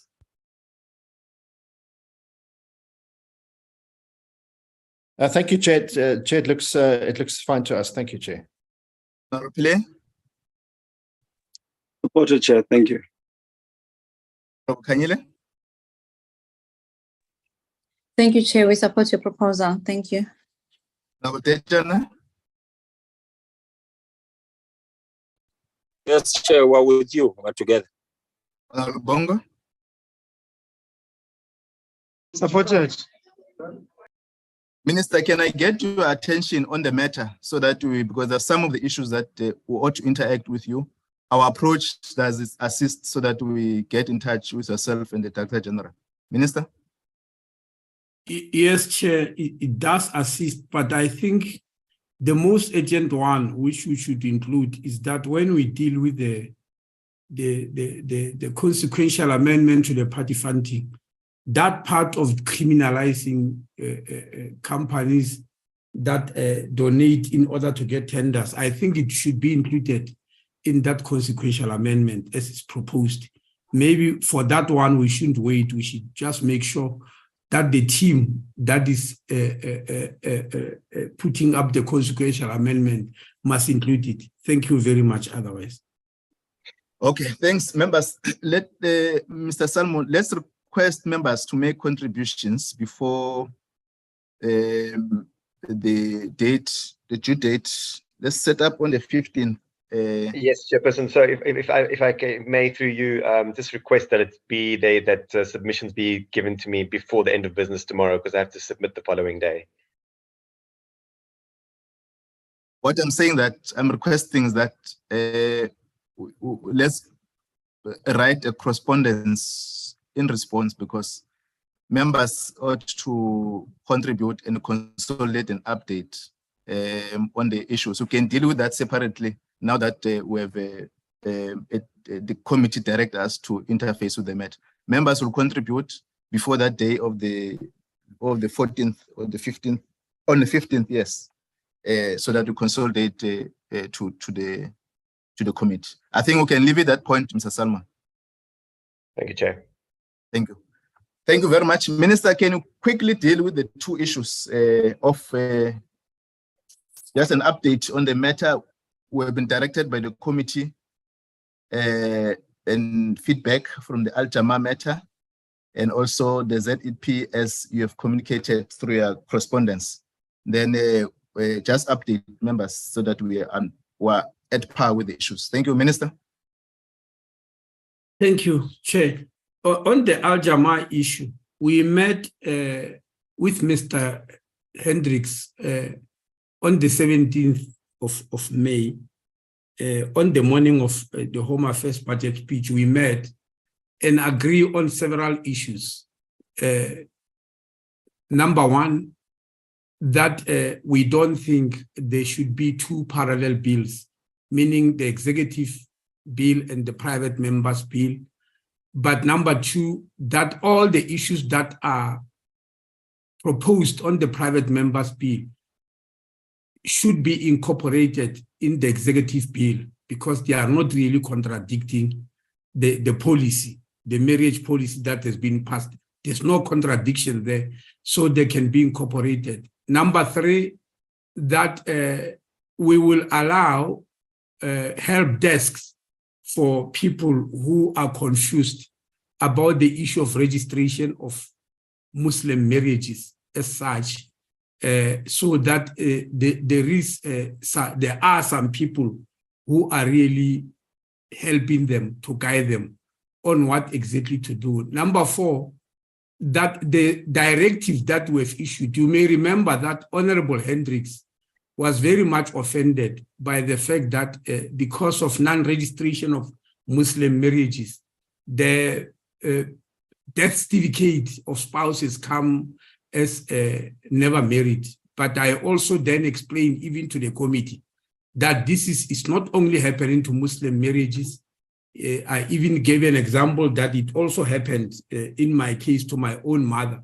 And I was not aware of it because I was just new in Home Affairs. It so happened that it's happening to all couples that married before 1986. 1986 being the year in which the National Population Register came into being. So any couple that married before that, but never came to Home Affairs to register the marriage, it will come as never married.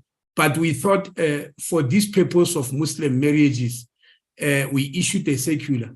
Now that circular has been rediscussed.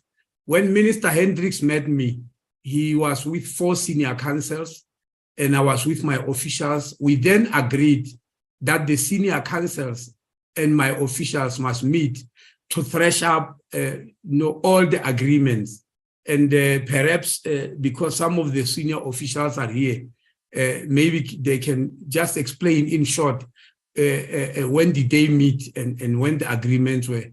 But that's where we are, Chairperson. And the bill is appearing in front of the a committee, cabinet committee on the 15th. That is this Thursday. And we think it's the last leg of it going through committees. It will just be approved in Parliament, and we will then give it over to members of the cabinet to deal with the issue, with the incorporation of all the issues that the private members' bill were proposing. Thank you very much, Chair. Thank you. Can you move to the ZEP quickly, Minister? Yes. The ZEP, Chairperson, if I may take you back, there were 2 issues that were happening. Firstly, we asked people to apply for waivers. And I realize in the media, we explained this many times, but it looks like it's a difficult concept to understand. We asked them to apply for waivers while we are dealing with this issue of Zimbabwean exemption, which, as you know, was to end at the end of June this year. The reason that people must apply for waivers is that, for instance, when you apply for a general work visa, you must go to the Department of Employment and Labor, where your prospective employer must prove that the work that they want to hire you for, there's no South African who can do that work at all. Then if the Department of Labor and Employment agrees, they give you a certificate that we will bring to Home Affairs. Now, our argument was, since we are dealing with people who are already employed, because that was the condition for being given a ZEP in the first place, then we must waiver their having to go to the Department of Employment and Labor. Then they must go to the second step, which is the second thing that's happening. Apply for regular visas and permits, the 17 of them which exist in the country, starting from the general work visa, skill visa, work visa, business visa, etc., tourist visa, etc., whichever one they believe is suitable for what they want. But I'm just mentioning them at random. There are 17 of them. Then you apply after getting that waiver. The second reason that people have to apply for waivers is that in the Act, certain permits, when you want to apply for them, you must do them in your country of origin. You can't come here to South Africa and start applying while you are inside the country. But we are saying, because we are dealing with people who are already here under certain circumstances, we also waiver them having to go back to country of birth and apply from there, as the Act is saying. Those are the applications that were supposed to have been done. Firstly, starting with the waiver, which are approved and signed by the minister, and then from there, the permits or visas, for which I've announced that we have appointed the team chaired by the former the former Director General in the presidency, Dr. Cassius Lubisi. Now, Chair, the problem that had happened was that quite a number of people ignored these applications. And I think, in my thinking, I believe, is because they were discouraged from applying by people who told them that there are court cases and the court is going to throw this whole concept out, so they should not bother. But secondly, there was a claim which was widely publicized that it doesn't help to apply because there are no responses. I personally have responded to many, thousands and thousands of these waivers. And I think when people saw their friends or acquaintances receiving the waivers, they realized that it's not true that there are no responses. But secondly, because there are no court rulings, there's no ruling, there's no judgment by the court, and people realize that they are left with a month. From the month of May, we started receiving an avalanche of application at the rate of 1,000 to 1,500 per day, which we had to deal with. And this started only from the beginning of May. So we looked at the situation and realized that no matter how hard we work, there's no way we will deal with this avalanche of application within the remaining month, which is now, as you know, is close to 2 weeks now. So we had no option but to extend so that we deal with these applications that are coming in. That is the only reason, Chair, that we had to do this extension. Thank you very much. Thank you, Minister, for the update. Members, I had requested, in my opinion, that it will be important that the Minister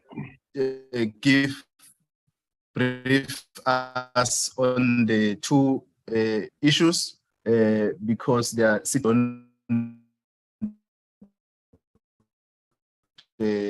raise them later. The matter around that, I'm sure Mrs. Minister will then you inform the committee when you bring back the matter formally once you have consolidated with the council and also the Al Jamaa legal team for proper reporting to the committee. I think we appreciate that guidance of the committee to approach the matter as such.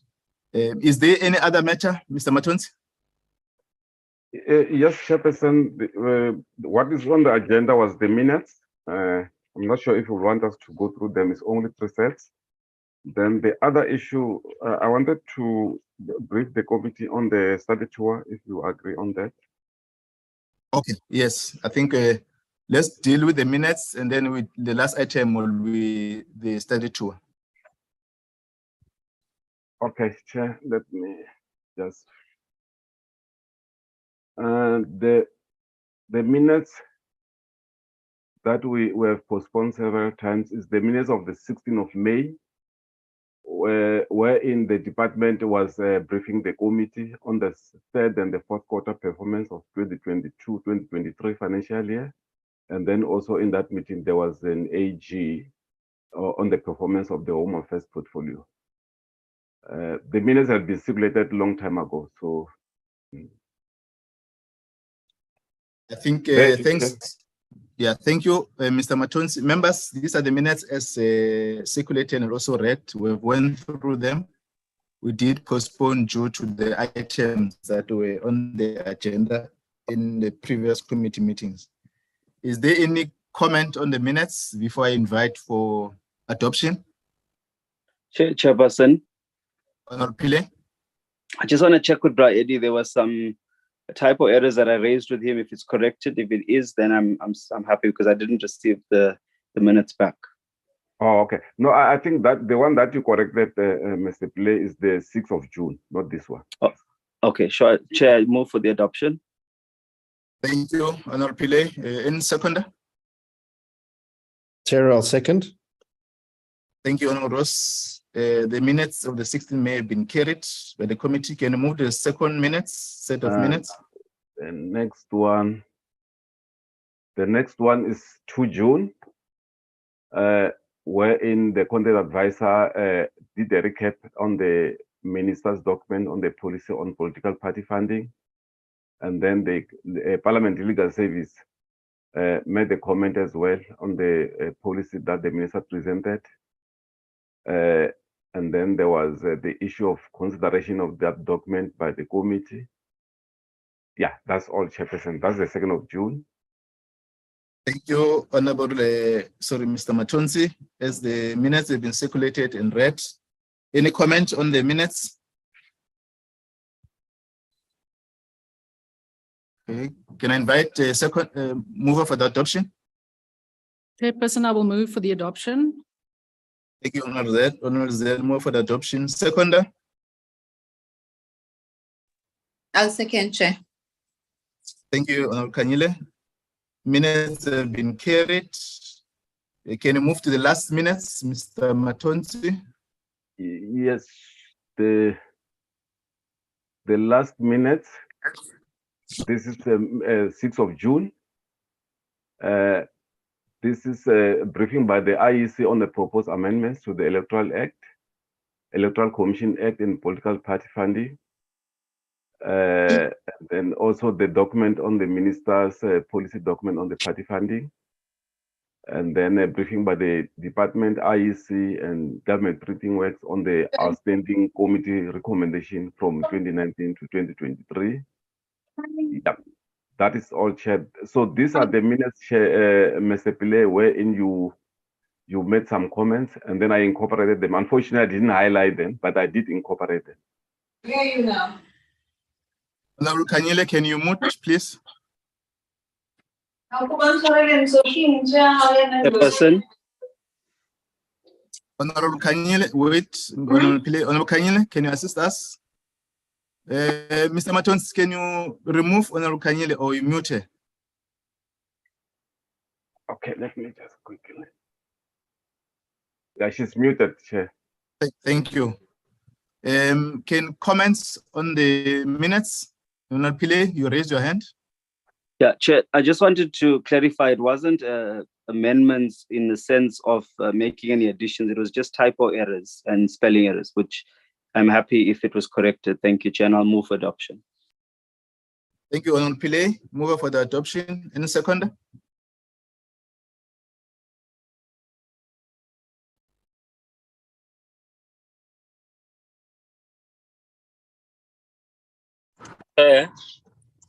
Honorable Tetana? I'm not sure if this is the meeting, but I think we would agree on meeting those people who are assisting with visas there. I'm not sure whether it should come out of this because we raised it consistently. Not sure it should be these minutes. Maybe the meeting might guide us. No, it's not on the. It's not on these minutes. That the minutes that are already been adopted to conduct an oversight to that institution that deals with visas. Yes. VFS. Yeah, that minutes have been adopted. Chair. We made an emphasis. We didn't just. I agreed on the previous meeting, but since then we have nothing that has happened, right? We then, on your conclusion, we said we need to for this thing to happen. I'm not sure whether we should put it on a minute or not. Maybe I might be wrong. That's why I'm asking about it. I would not speak about it. Okay, that's a new matter on this item. Let's refresh that point once we deal with this minutes. There's a move of adoption. Can I recognize seconder to the minutes?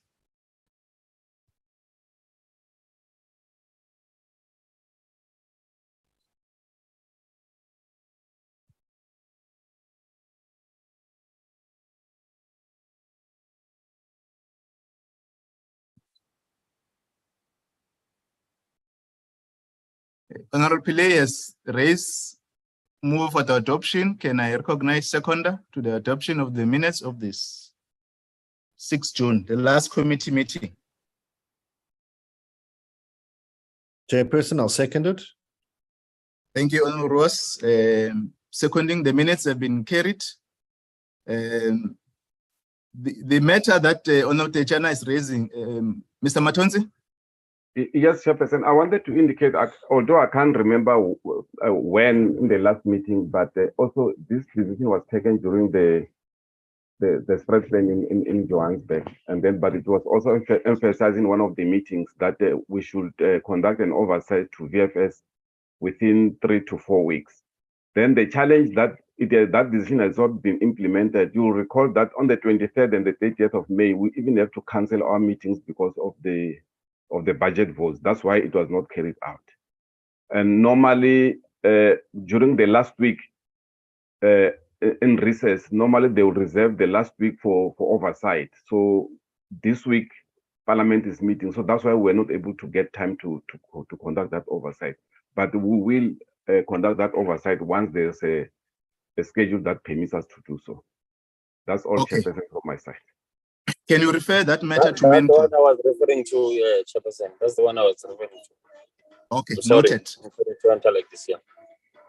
Noted. Can you refer that matter to MENCO, Mr. Matonzi, so that we deal with that administration issue on the decision of the committee to visit the institution?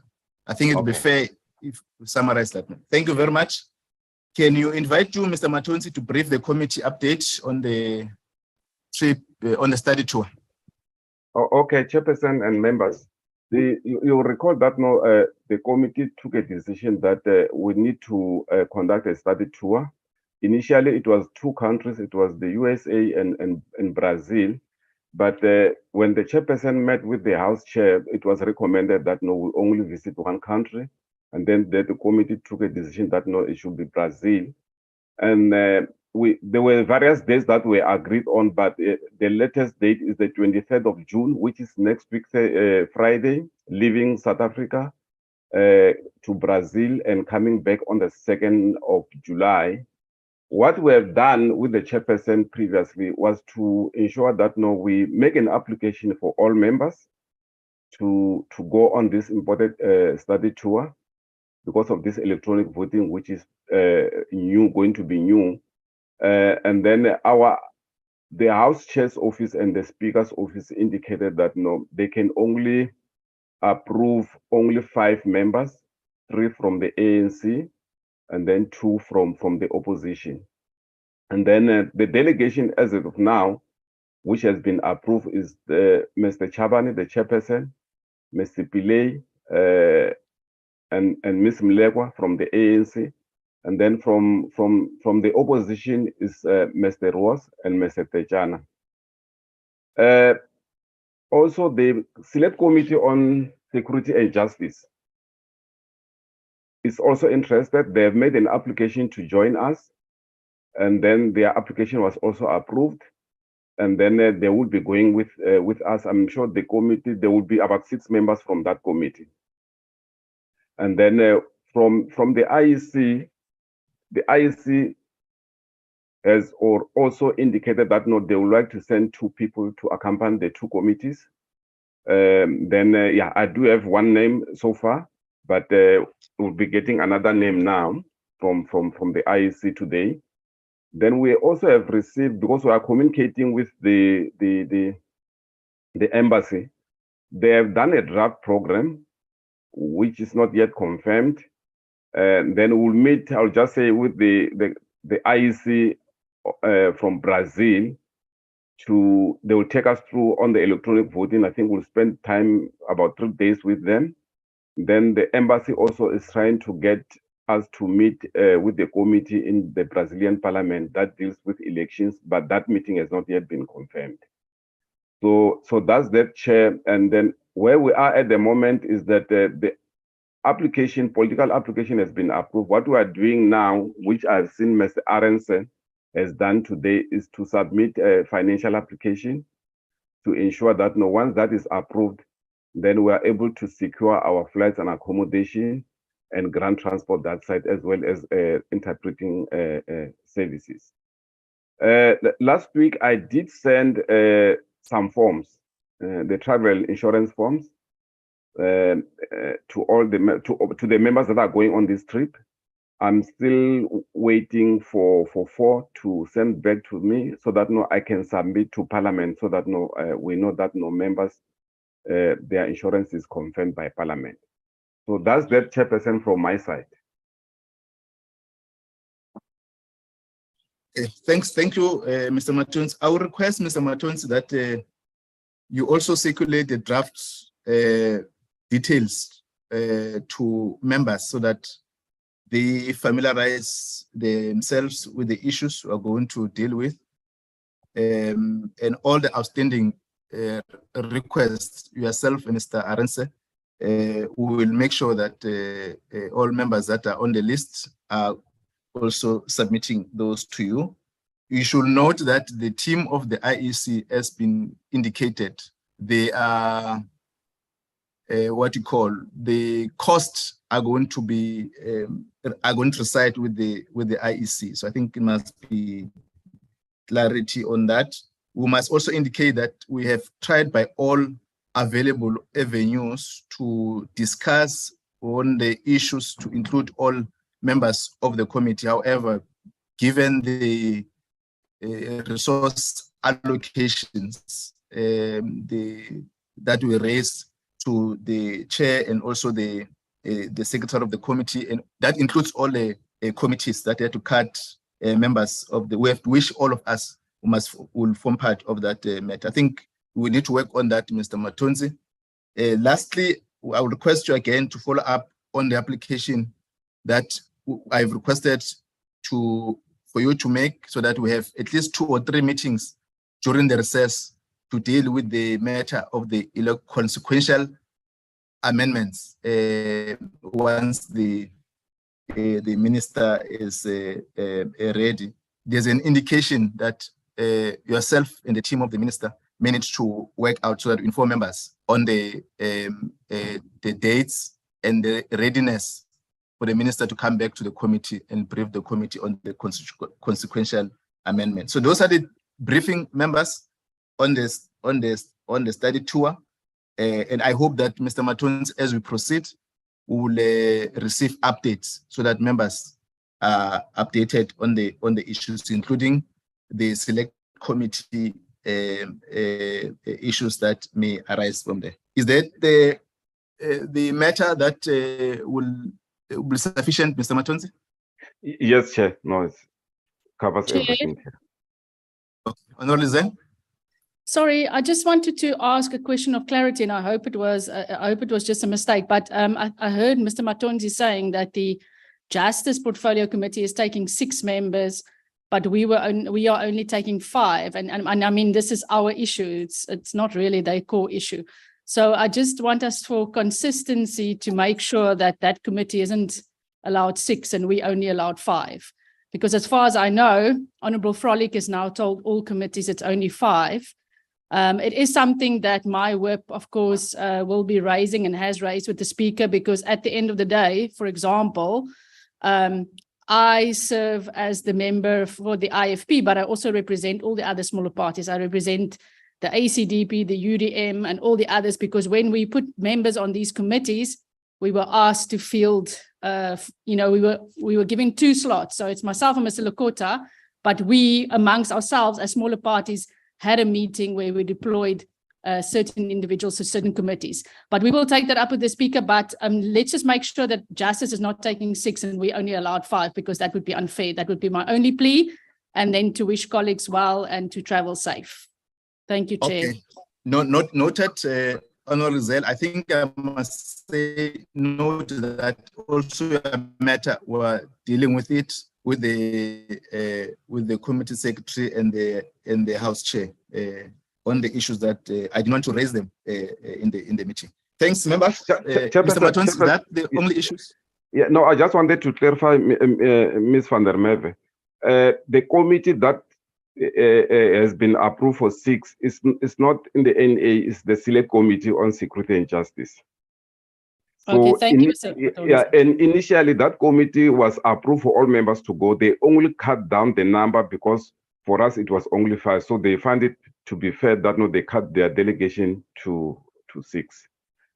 Okay, it makes sense. It makes sense. And then also just one thing, Chairperson, And then ongoing the COVID requirement, you just need to show the COVID certificate. So I'm just saying for members that are traveling, just to check your COVID certificate. Okay, thanks, members. Thanks, Mr. Matonsi. Thanks, Mr. Salmon. All our issues, petitioners, the decision you've taken, the briefing we've received from the minister. Thank you very much, Minister DM, DG, and DTG Mavuso, and honorable members for your contributions in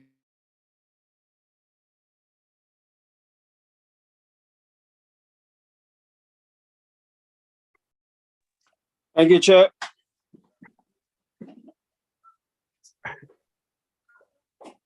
Mr. Pillay? Yes.